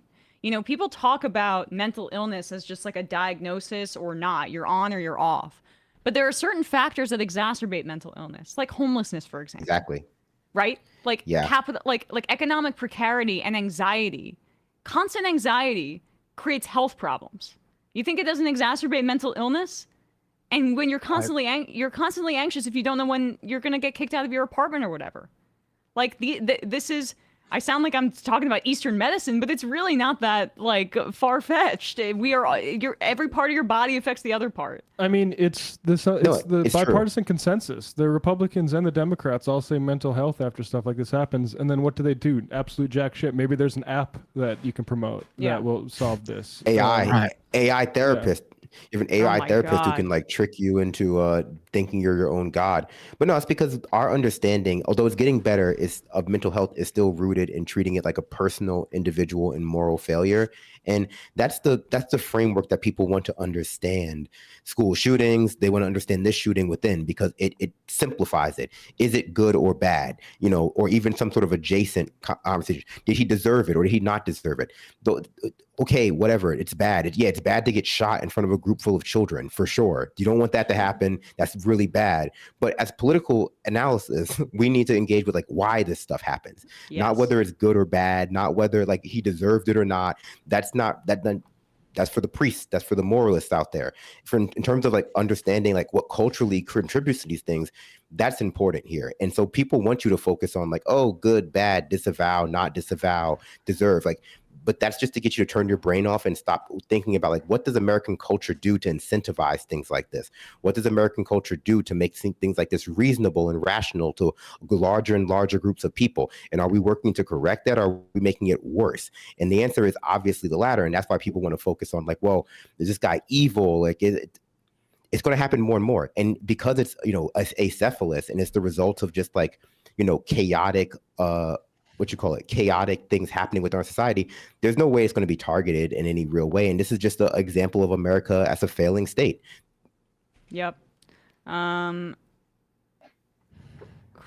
Crusty Gnome, shooter in Canada references Tim Pool and Shapiro in a shooting. Well, that's not us. We have nothing to do with that. Charlie Kirk gets shot with no indication of who did it. This is on Democrats forever. Yeah.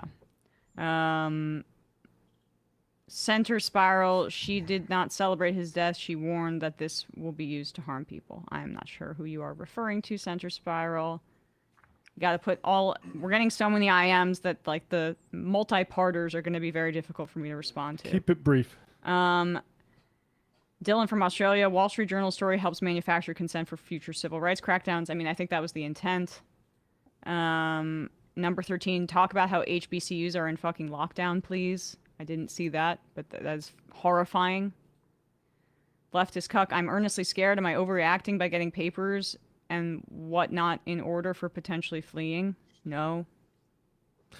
Look, I mean, if you want to move to another country and you have the wherewithal to do it, but I mean, I don't think that's the sort of topic for a political show because it's not something we can advise for other people. So you deal with that on your own. Yeah, particularly if you're trans. Like I would probably get out of here. Exactly. Or Canada or something. But also, we have to win the fight here. Yep, I'm going down with the ship. Ben Shapiro says, did anyone else go on mass unfollowing spree after seeing the worst person they knew in high school post a God bless Charlie to their story? Unfortunately, the New York Giants' new quarterback, Jackson with an X, Dart, was posting a lot about Charlie Kirk, and I was completely not surprised at all. The Yankees put a memorial up right before the game, like a whole display. I know. Insanity. I'm sorry. If I don't care that's part of that. But if this person isn't a sports figure, isn't somehow connected with the specific team, isn't a politician, right? Like of national significance. Yeah, but they didn't do that for the Yankees, of course, didn't do that for those Minnesota lawmakers that were shot and killed in their home. No, of course not. Was Charlie a Yankees fan? No, he wasn't. I looked it up even. He's never. Okay, because I want the Giants to do a moment of silence for me. It's because. No, I just wanted to say, like, the empathy button in our society is controlled by like the worst fringes. Like, it's only okay to perform empathy for groups under especially specific circumstances, unless if conservatives don't think so. So once conservatives agree that like the person who was killed was like thumbs up, like then it's okay. Everyone can perform empathy for them. In other cases, like you have to be very cautious because they might start an outrage cycle if you support a trans person who was killed, or if you support like a black woman who was killed. So like a lot of institutions overperform empathy the moment conservative Republicans go like, oh yeah, this was a good person. We can all agree that we should perform empathy for this person, which just creates that effect where people just have very selective empathy for very specific types of people, oftentimes rich, oftentimes white, oftentimes at least a little bit conservative. Theo Bong, the longer they go without catching the shooter, the longer more people will believe it was a leftist, regardless who did it. Personally, I'm willing to bet it was well, I'm not going to read this because who knows? I don't want to do any of that. Like it was a this or a that, or it was like it's pointless. It literally could be anybody. It could be anybody. Yeah. But the one thing we know for sure is that it was done with a gun. I mean, that's the underlying factor in all these cases. This is the guy who the Yankees decided to memorialize last night. They're coming out and they're saying it for us. They're coming out and they're saying, I'm only here because of affirmative action. Yeah, we know. You do not have the brain processing power to otherwise be taken really seriously. Yeah. Fuck that guy. Like, he shouldn't have been killed. Assassination is bad. It shouldn't be part of anyone's politics, and it's going to lead to worse things. The people eulogizing him and even saying like he was doing it the right way as opposed to like Nick Fuentes. No, they're different flavors of Klansmen. I'm sorry. That's the lives they chose to live. And Charlie Kirk, in his own voice, said that gun deaths were just a price we have to pay for the Second Amendment. I don't want to fucking pay that price. Charlie did. Yeah, I don't want to pay that price either. Thank you. And I don't want anyone else to pay that price either. Aja writes in, did you guys forget about 9/11? We did not. I don't want to participate in the 9/11 was horrible, but what it has done is it has manufactured consent, and the way it's been deployed we killed hundreds of thousands. To kill hundreds of thousands of people in the Middle East. So I am not going to engage anymore in this propaganda stuff. And the unity that we experienced, or certain people experienced after it, was a sick fascist unity that killed, like Emma said, hundreds and hundreds of thousands of people, and we're still dealing with the ramifications of it to this day. I mean, whether it was like ISIS, whether it's like the current Middle East right now. Yes. And I actually feel a responsibility as somebody that like grew up and we thought everybody has that story, but like my dad, we thought we couldn't get in contact with him for a while. He was supposed to be in the World Trade Center, but actually was stuck in the tunnel in a bus and got turned around. He was taking the bus into the city, regardless. Like, everybody I knew growing up had the story. We had a neighbor who died in 9/11, of course. Like, but I feel an extra responsibility in that way to not use it as propaganda because of what it has meant for the rest of the world. So I actually made a conscious choice not to do that. I mean, it's the same thing we see with all these things, including the most recent event with Charlie Kirk's death. I mean, it's used for political reasons. It's used in disgusting ways to not address real issues.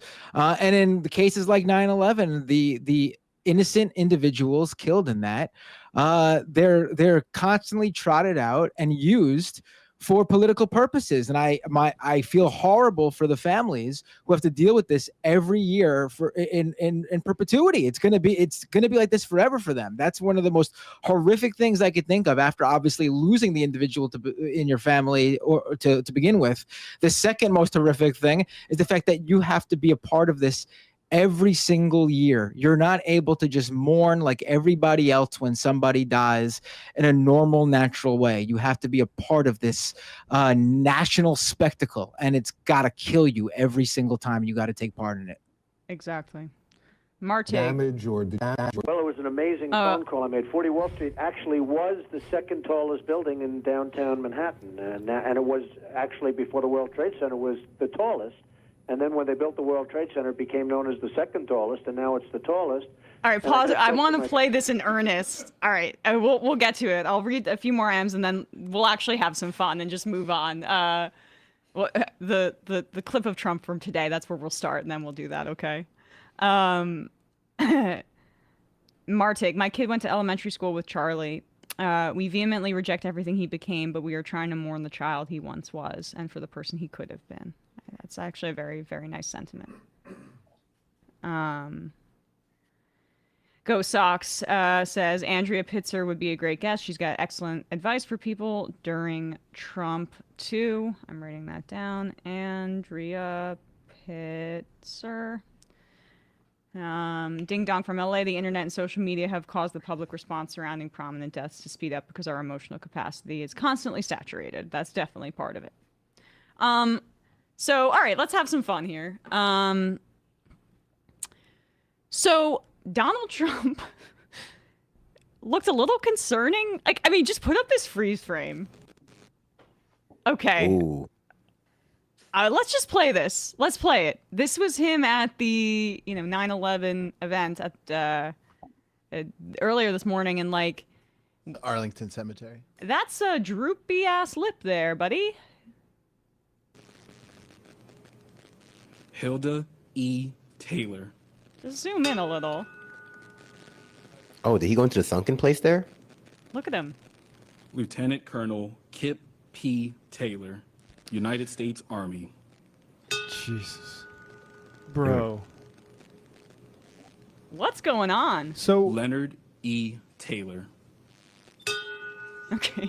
So this entire time that the Republicans had like only 5 months where they could say, what did you know? When did you know it about Biden's health? Mm-hmm. Before it became too obvious that, they were going to do the same thing for Trump. Oh my God. We should have known this because every accusation is a confession from conservatives, and even their partisan attacks are confessions. They're going to do the same thing. It's just a rerun. Trump is the oldest president in history in terms of when he got elected and what his age would be if he's able to complete his term. We've now broken records. It was Trump was the oldest in 2016, then Biden was the oldest, and now Trump again is the oldest. And they're still trying to pretend he didn't have some sort of health event recently. Are you kidding me? I feel a little vindicated in saying it wasn't COVID and was maybe a stroke here. Not to take a bit of a victory lap. I still say both. On Sam and Brian, but I think Matt and I might have been on the right side of that bet.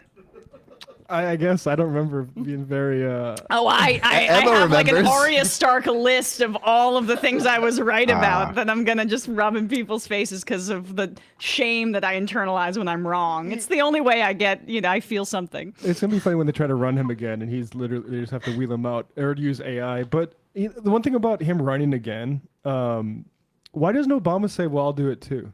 Because I don't like Obama. I think he's a big obstacle in actually moving forward because we can't be honest about how overly timid to be charitable, his approach to the financial crisis was he would beat Donald Trump in an election. He's still the most popular politician in the country. He doesn't want to be. Yeah. Yeah, he doesn't want to. He wants That's to be the thing Netflix is, why doesn't he producer. say, fine, if you do it, I'll do it? Because he doesn't care. I know. That's what I'm trying to point that out. Okay. No, I also think a lot of the Obama types still center this idea of respectability and being the bigger person.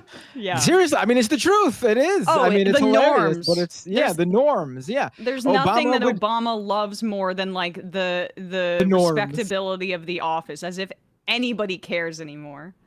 Right. I mean, Schumer has the Baileys, Obama has the norms. Right, exactly.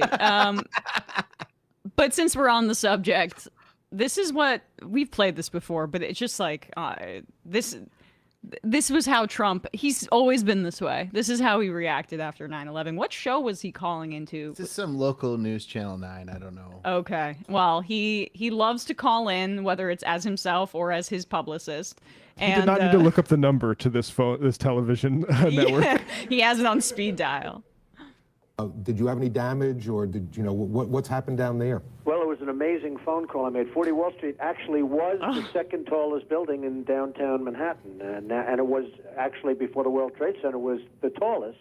And then when they built the World Trade Center, it became known as the second tallest, and now it's the tallest. And I just spoke to my people, and they said it's the most unbelievable sight. Did you have any What? damage? It's just sociopath. Yeah, that's somebody who does. Didn't he? That must have been when he was, with his binoculars, looking over in Jersey City to see all those Muslim people celebrating, which is what he later claimed. Yeah. It's always about him. He always makes everything about him. It should be. It's almost like he's a pathological narcissist. narcissist. Yeah. Yeah. New dad, 9/11 and its use to justify Iraq, another great example of the utter impunity for the powerful that characterizes life for all of us. No accountability for the Saudis or our own intelligence people who let it happen. No accountability for the liars who paved the way for the war. No accountability for the dope pushers in uniform that we now know about. Crime pays, lying pays. Nope, but we did entrap some Muslim teenagers in mosques across the country by putting FBI informants in there and trying to incite things. So Yeah. It's also one of the best examples of how the American domestic population can be convinced to, give up their civil and human rights to hurt brown people. A lesson that a lot of European countries are being forced to learn that they're susceptible to as well. I'm Walzing in the Race says, have you folks seen the clip of Trump's address last night that appears to look like AI?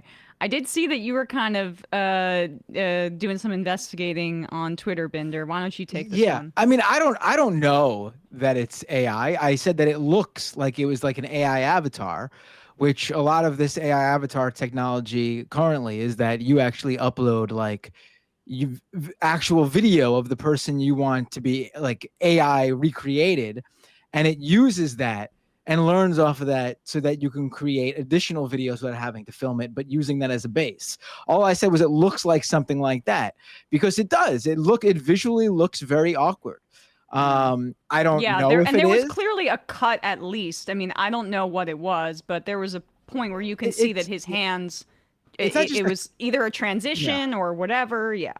It's not just a cut. It was like a weird, people are saying it's the morph. It looks like the morph effect in Adobe Premiere, which basically does its best to recreate an in-between so there could be a transition, which results in weird movements, which it sounds like that likely could be AI generated, that like in between that needs to be that, because they don't have that part, that in between on film, it needs to be created for that transition. Whatever they did to it, it looks very uncanny valley. It doesn't look natural. It's very bizarre. His head is moving as he speaks, but his body and his hands and his arms stay completely still for 4 whole minutes. It's just very bizarre. Now, it's totally possible. It's totally possible that it's not AI. It very well probably isn't AI, but they still use some sort of effect or filter that gives it that sort of feel. And then compare that with the video we just showed of him looking like shit this morning. Here we go. Here we are, tinfoil hat time. Although not really. I'm not trying to disparage it because they're not above these kinds of tricks. This is what we're referring to. Yeah, I mean, I think it probably is that, like what Binder said, where you have a bunch of cuts, and we saw with Biden, they cut like crazy because these are old ass men. Yeah. And if you have something that can fill in the cuts, you might do it. Even the program that David Griscom and I use for recording Left Reckoning has a feature which I've not used, which I'm kind of curious to try out. But it's like, do you want to make the AI make your eye contact stay like, so you looking down the camera the entire time? Like, so if you're looking away or something like that, it stays you looking at the camera. So like, it can be half AI, half genuine performance at the same time. That's where we're at with this stuff. Oh yeah, it's definitely part real for sure. Whether it's whole real, that's the question. But it's definitely partially filmed with Trump.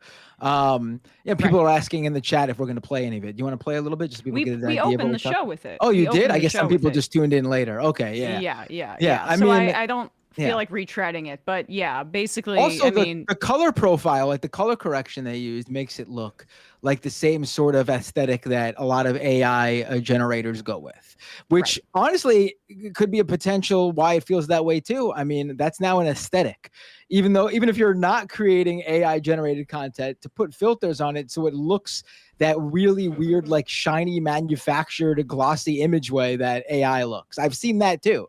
It's very bizarre that people would want to do that to something that's not AI generated, but it is what it is. People who are very online and weird like that, I guess. And Buenora, Obama did not simply condemn political violence, but lavishly commended Charlie Kirk. I tried my best to search, but found no evidence of Obama saying anything about the assassinated Minnesota lawmaker. I mean, Biden did more than that. He went to the funeral and like knelt there. Good for Biden. Don't have much positive to say about him, but he did show up, as did Harris, and Obama didn't, I think. Right? I don't know. I actually don't know that for sure. So, I mean, Obama's absent at the wheel. He's got different things to worry about. No Sleep Till says Trump claimed he knew hundreds of people who died on 9/11, but has never named one. Also, no footage or article of him going to a single funeral. He was also claiming that he was cleaning up after, and I think this was in 2016, and like and then was using it against Hillary, like she's nowhere to be found. And there's footage of Hillary Clinton in a hard hat, like with Bloomberg or I mean with Giuliani. So. He's never cleaned in his life.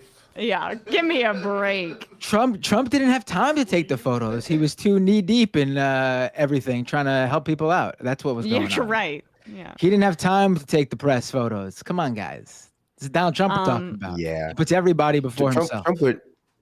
Trump would never lie. That's why I totally believe him when he said that his best friend Charlie Kirk's last wishes was for everyone to drop this Democrat Epstein hoax. That's what I 100% believe. Wait, did he really say? I missed that part. He said that? Did he say that? Did he actually say it? Yeah. No, that's next week. That's what I thought. The predictive programming for next week. Not quite Trump, but did you see, maybe you even covered it, did you see Rabbi Shmuley's post about Charlie Kirk?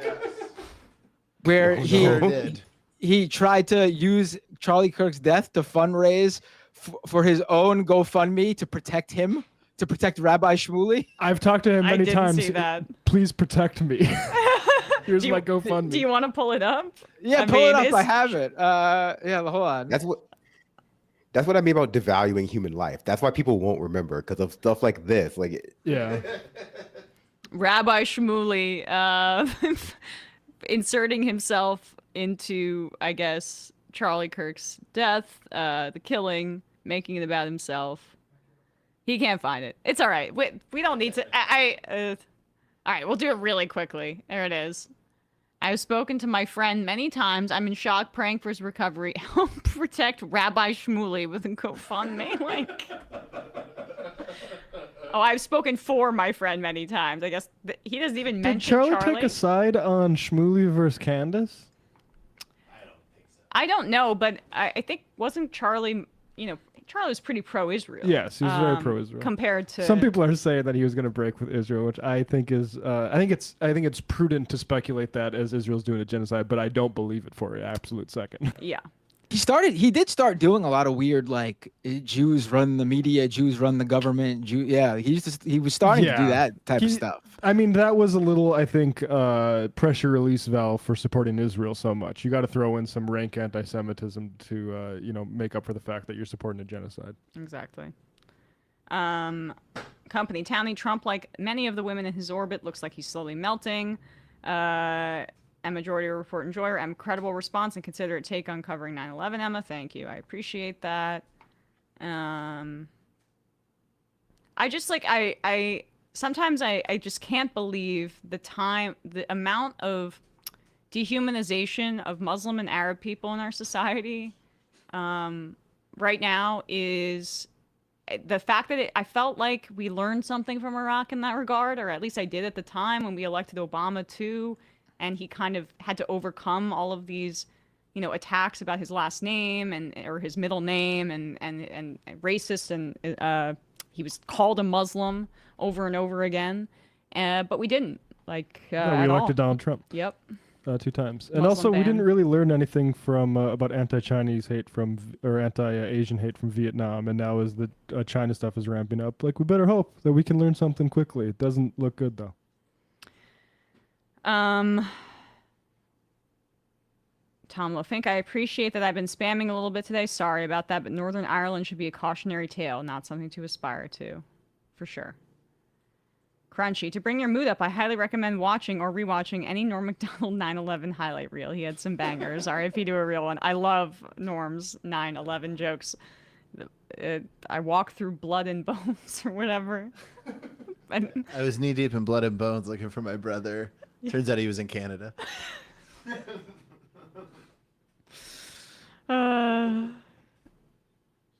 All right. You want to do Eric Trump here? Let's have a little bit. Okay, sure. Do you have more than just that? Oh, it's a clip? It's a clip. Oh, nice. Okay. Okay, great. So, I want to give credit to who's the account that found this. Scroll up for a sec, Matt. Francois Valentin. I'm not fully familiar with his work, but it looks like he does some political analysis over there in Europe. And he did this chart showing that in Britain's House of Commons, it appears like their staff or whatever, they are using AI to such a level that these phrases keep getting repeated over and over again. So this is AI speak in the UK. Yeah, this is a graph of different phrases and how often it's used. And you can tell that there's a major inflection point as AI becomes adopted with, and I'll just read some of them. I rise today is one of them. I rise to speak is not merely. Navigating is another one. Underscores, streamline. And I like these ones because these are very obvious. Not just a blank, but a blank, and also bustling. And there's this guy, Tom Tugendhat, who calls out MPs about this here. I rise to speak. I rise to speak. I rise to speak. ChatGPT knows you're there. But that is an Americanism that we don't use. But still, keep using it because it makes it clear that this place has become absurd. Funny. I rise to That's pretty great. And if you search on YouTube, House of Commons I AI love my speeches. work. Oh, sorry. That's the mental health professionals saying, hey, you know what would help with mental health is not kicking people off of it because they don't have insurance. But the House of Commons, they're like 2 years ago, a guy was proud of it. He's like, this is the first House of Commons speech written by AI. And I don't know if it's worth watching, but it is funny that it's just 2 years that every one of them is clearly doing it. And you're going to see politicians here do it I would too, love- like crazy. Somebody yeah. should do an edit of common phrases. Yep. That I think there's all, that now that Congress is back in session, that should be some reporter should steal that idea here. That's pretty good. Noel from San Francisco, watch people try to make Charlie sound pro-education because he toured so many campuses. Emma's distant cousin. Emma, your story about getting 2 cat brothers reminded me of how my late wife and I adopted our cats. I adopted the first one who got separation anxiety because her best friend was still in the shelter, so I adopted her. As my wife said, our shelter cat made us adopt a shelter cat. They're now 14 and still rowdy. That's very sweet. RIP to your wonderful wife. And yes, it's very cute because they're best friends and they're cuddling and grooming each other. I'm slowly kind of becoming obsessed with them. I always loved them from the beginning, but it's becoming, you know, I'm realizing the hype. It's my first cat ownership, so I'm loving them. I kind of was a little late this morning, later than I usually am because I was playing with them. So it's tough when they whine at you as you're about to leave the door. I know. Evan from Portland, I can't stand Trump. Stand that Trump is seen as a political outsider. He's been controlling politicians all of my 50 years on this planet. I mean, he bragged about that in 2016, saying I was the one that bought them, basically. I'm the one that did the buying. So he at least gestured at campaign finance issues more than a lot of Democratic candidates. He's less an outsider and more of like a Napoleon figure. Yeah. Majority enthusiast says he loses a finger when that glitch happens. It's crazy. But again, yeah, I mean, yeah. What does it mean? I think he actually did sit down to record it. I think very plausibly they use AI to make it look like one shot, which is probably pretty stupid because no one's believing that he's doing a one shot take. Yeah. All right, let's quickly do this Eric Trump thing because I just think it's funny. So Eric Trump, who has been leading the family's crypto scam, making billions and billions of dollars. I think he's collaborating with the son of one of those billionaires. It might be Lutnick. Brandon Lutnick. Lutnick. Oh, Brendan. Brendan. Fitting name. Let's go, Brandon. Oh. Boo. Boo. Brendan. It was Brendan, No, I boo, thought, yeah. not Brandon. Yeah, no, that's why I'm booing. That's why I'm booing. Okay, there Brendan you go. is a derivation that I don't appreciate. Usurpers. Exactly. Although we always love Brendan Finn here at the Majority Report. We make an exception for him regardless. It's just the petty vanity of small differences. So Eric Trump went on Fox News, weighed in on Zoran. He doesn't seem to get why people are so interested in this guy. He hates Israel. He wants to, imprison Netanyahu. He's been pretty vocal about that. He doesn't like the Indian population. He's literally gone after Modi and said that Modi was a war criminal. Huh. He's come out and said he wanted to defund. Can you pause it, actually? Dude, he's of Indian descent. He's of Indian descent. He grew up in Uganda, but he's of Indian descent. I know that you're conflating all Indians, but there are Muslim Indians, and they are persecuted by Modi. To Eric Trump, if you're against Netanyahu, you're against Jews, and you're against Modi, you're against Muslims. Do you see Or how Indians, sorry. the Republicans are obsessed with the diaspora of countries that they can use as propaganda objects for capitalism, whether it's Iran, whether it's Cuba. Now it's basically Hindu nationalists that they're trying to appeal to with this Modi thing. But they will never advocate for the liberation of all people. They'll always pick a group that they can use or that they feel like is aligned with them in their far-right project. Anyway. Speaking of Modi, the thing that Trump has done to Modi in this administration is to take credit for a peace deal that Modi denies he authored. Right. And I think that Trump is in part retaliating on tariffs because he won't give him credit for a peace deal that he didn't author. I want the peace prize. Because of America first. All right, start over. He hates Israel. He wants to, imprison Netanyahu. He's been pretty vocal about that. He doesn't like the Indian population. He's literally gone after Modi and said that Modi was a war criminal. He's come out and said he wanted to defund the NYPD over and over, so he hates law enforcement. I mean, who does this guy appeal to, right? I mean, he's going to put our city into a state of absolute chaos, even worse than it frankly has been over a period of time. And it is so unbelievably sad. Then he comes out with these crazy proposals. He wants to nationalize supermarket chains. You have some of the greatest executives in the world who run supermarkets and barely make any money with them, yet what the city of New York barely make any That's money? actually why. I'm sorry. People are so stupid about this shit. People are so fucking stupid about this. Do you actually, and it's always like guys in suits that have a business degree that'd be like, actually, the thing about socialism, the socialists don't know. These grocery stores don't actually make a lot of money. Yeah, motherfucker. That's why they're not even putting them in a lot of communities. That's why there's food deserts, because it's not a profitable industry. Capitalists cannot provide groceries to people. They fail. They're failing at it. So the state has to step in. That's what's happening. And like people talk about Atlanta. Atlanta is another place where grocery stores are failing. It's because, yeah, it's actually not super profitable. And American capitalists are not interested in anything unless it's super profitable. So the city has to come in and subsidize it. What Mamdani is doing is taking a more direct approach to that, saying, we're not just going to subsidize a chain.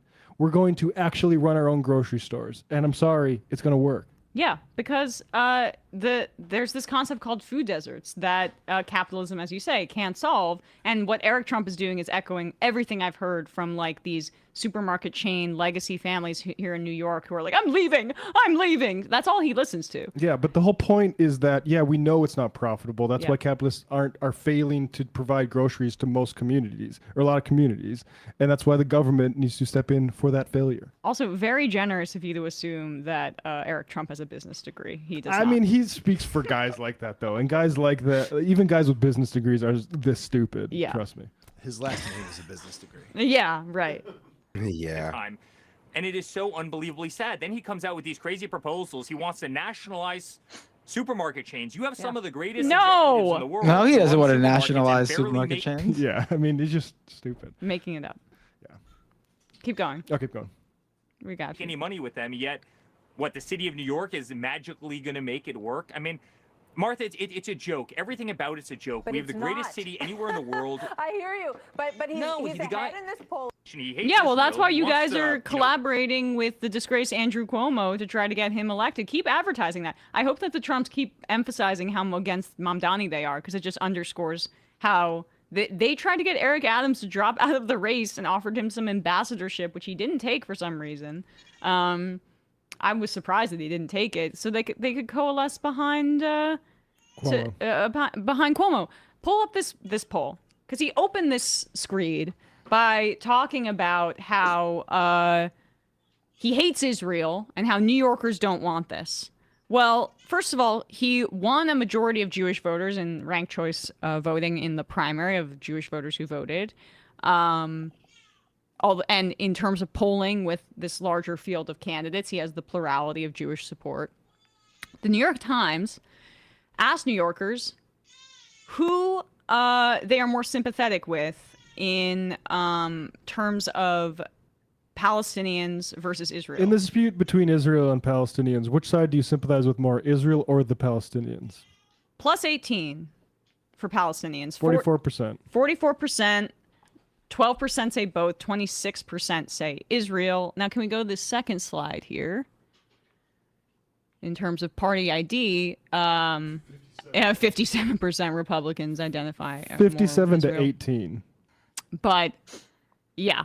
So if your issue is Israel, I like that. Who are the 5% of pro-Israel? Well, there are 5% of pro-Israel people that are supporting Zoran, I guess, that sympathize more with Israel. But Well, I mean, the thing is, it's at an the end of the advantage day, for him. That's all I'm saying. Oh, I'm sorry. Really quickly, Binder.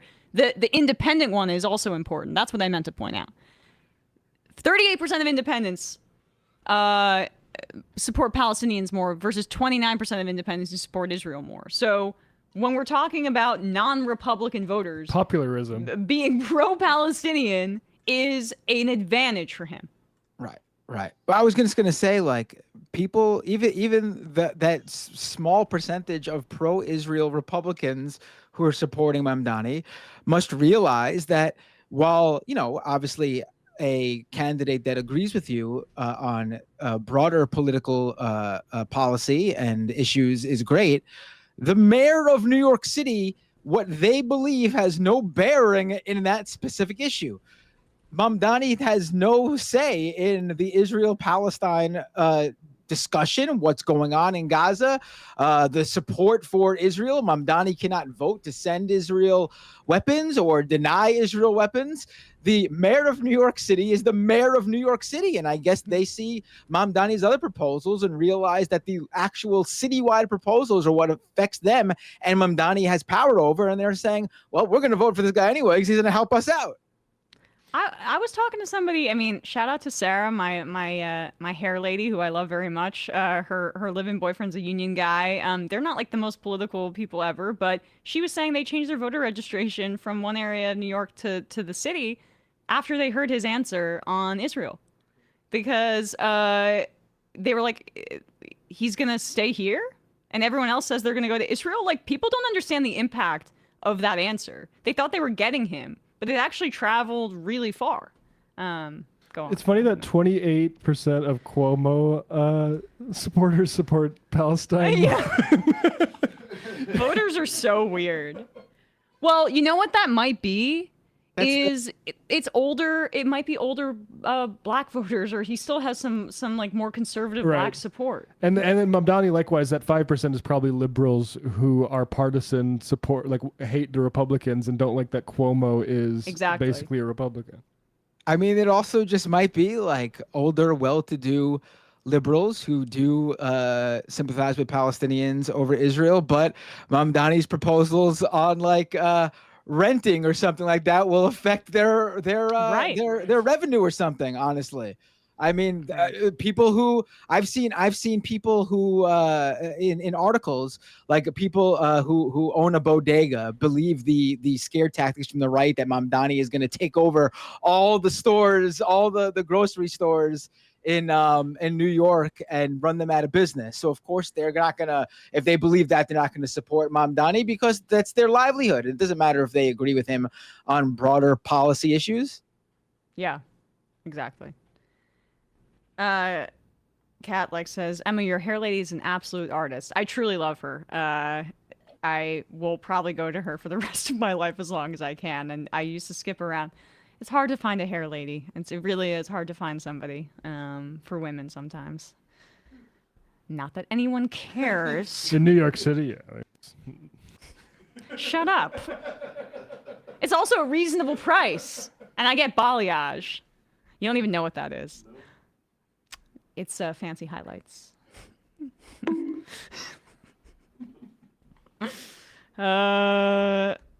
A good empanada. Charlie Kirk was Israel's biggest non-Jewish millennial cheerleader for a decade, to the point where it became humiliating for him.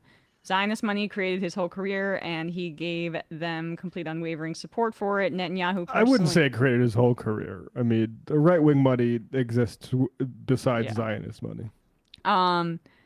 And Netanyahu personally loved him. Then all of a sudden, just a couple months ago, Kirk started questioning the Zionist narrative. This is overplayed. I'm sorry. Charlie Kirk had to say something because it's massively untenable to be just vociferously supportive of Israel in this moment. Yeah. But I'm sorry. He was he was not assassinated because he was about to break with Israel. I think you've lost your mind if you think that. All right. Noel from San Francisco, watch people, or I already read this one. Crunchy to bring you, oh, okay. I've already read these. We did well with IMs today. I'll just read a few more and then we will get out of here. Notions of brightness. They are not afraid that he has some sway over Israel policy. They are afraid he will add momentum to the pro-Palestinian movements, to a socialist movements broadly. I don't agree. He's not going to add to it. He's going to be a break on it like he has been. Dehumanizing Palestinians and supporting the genocide. Like, I mean... Yeah. Go ahead. I think people overestimate the importance of some of the people just because that they fill their brains with and content. Like, just because they're relevant to the content you consume doesn't mean that the world revolves around it.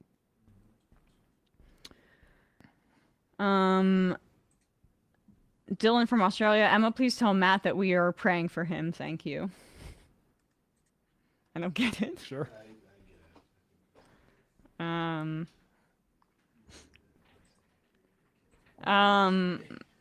Kowalski from Nebraska. To bring a little fun to the fun half, yesterday was my 11-year-old niece's birthday, and the world's greatest uncle. I now have painted fingernails and the pink highlighted mustache that I can't seem to wash out. Turn some heads at the gym for sure. That's so funny, Kowalski. Please DM me a photo of it. of your mustache. Batty from Cincinnati, I think that the White House used an AI filter to make him look better and that he had to sit extremely still for the filter to track well. I think that's plausible too. Like that sink in the side of your face, I feel like AI might be able to clean that up. I don't know.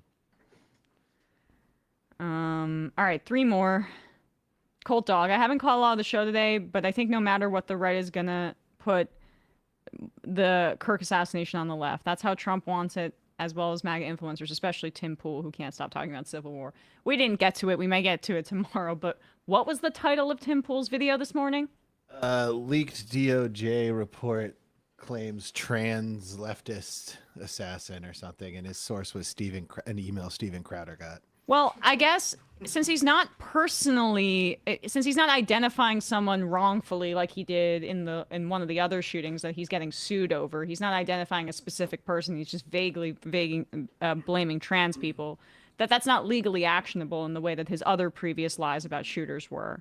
But it is still directing hate towards trans people, so I guess that's kind of mission accomplished for Tim over there.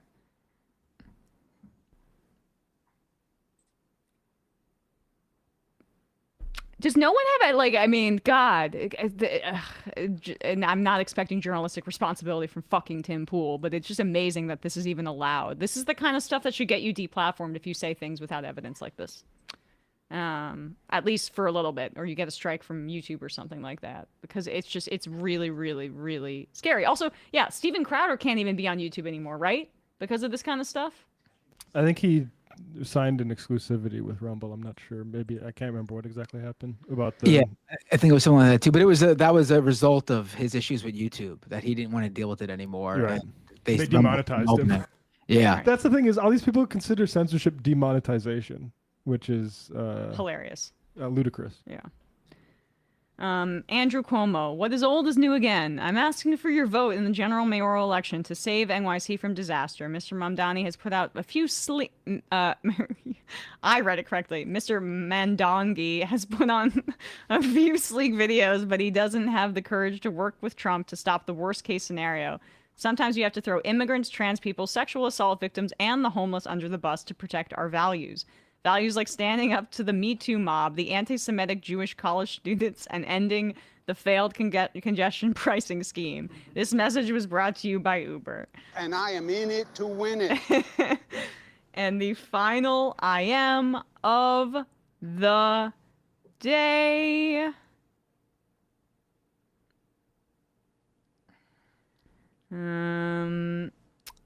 Clearwater on lighter news. Go Packers. Brian, I tried to say yesterday that you are MR's Micah Parsons. That is very high praise from Clearwater.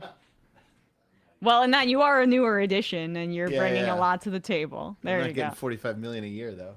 Yeah, that's what you would say to keep people off the scent from the Soros money. Anyway, guys, appreciate you all. Brandon, Binder, Matt, Brian. Thanks for everything. We will see you tomorrow.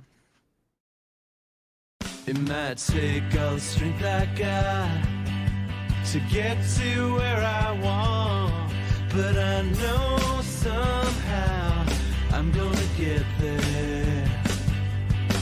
I wasn't looking when I just got caught between the truth and the lie bar, but finding out won't make me feel any better. Yeah, I know the clock is ticking, but the meds are gonna kick in, and my pilot light shining bright. I get somewhere the choice was made,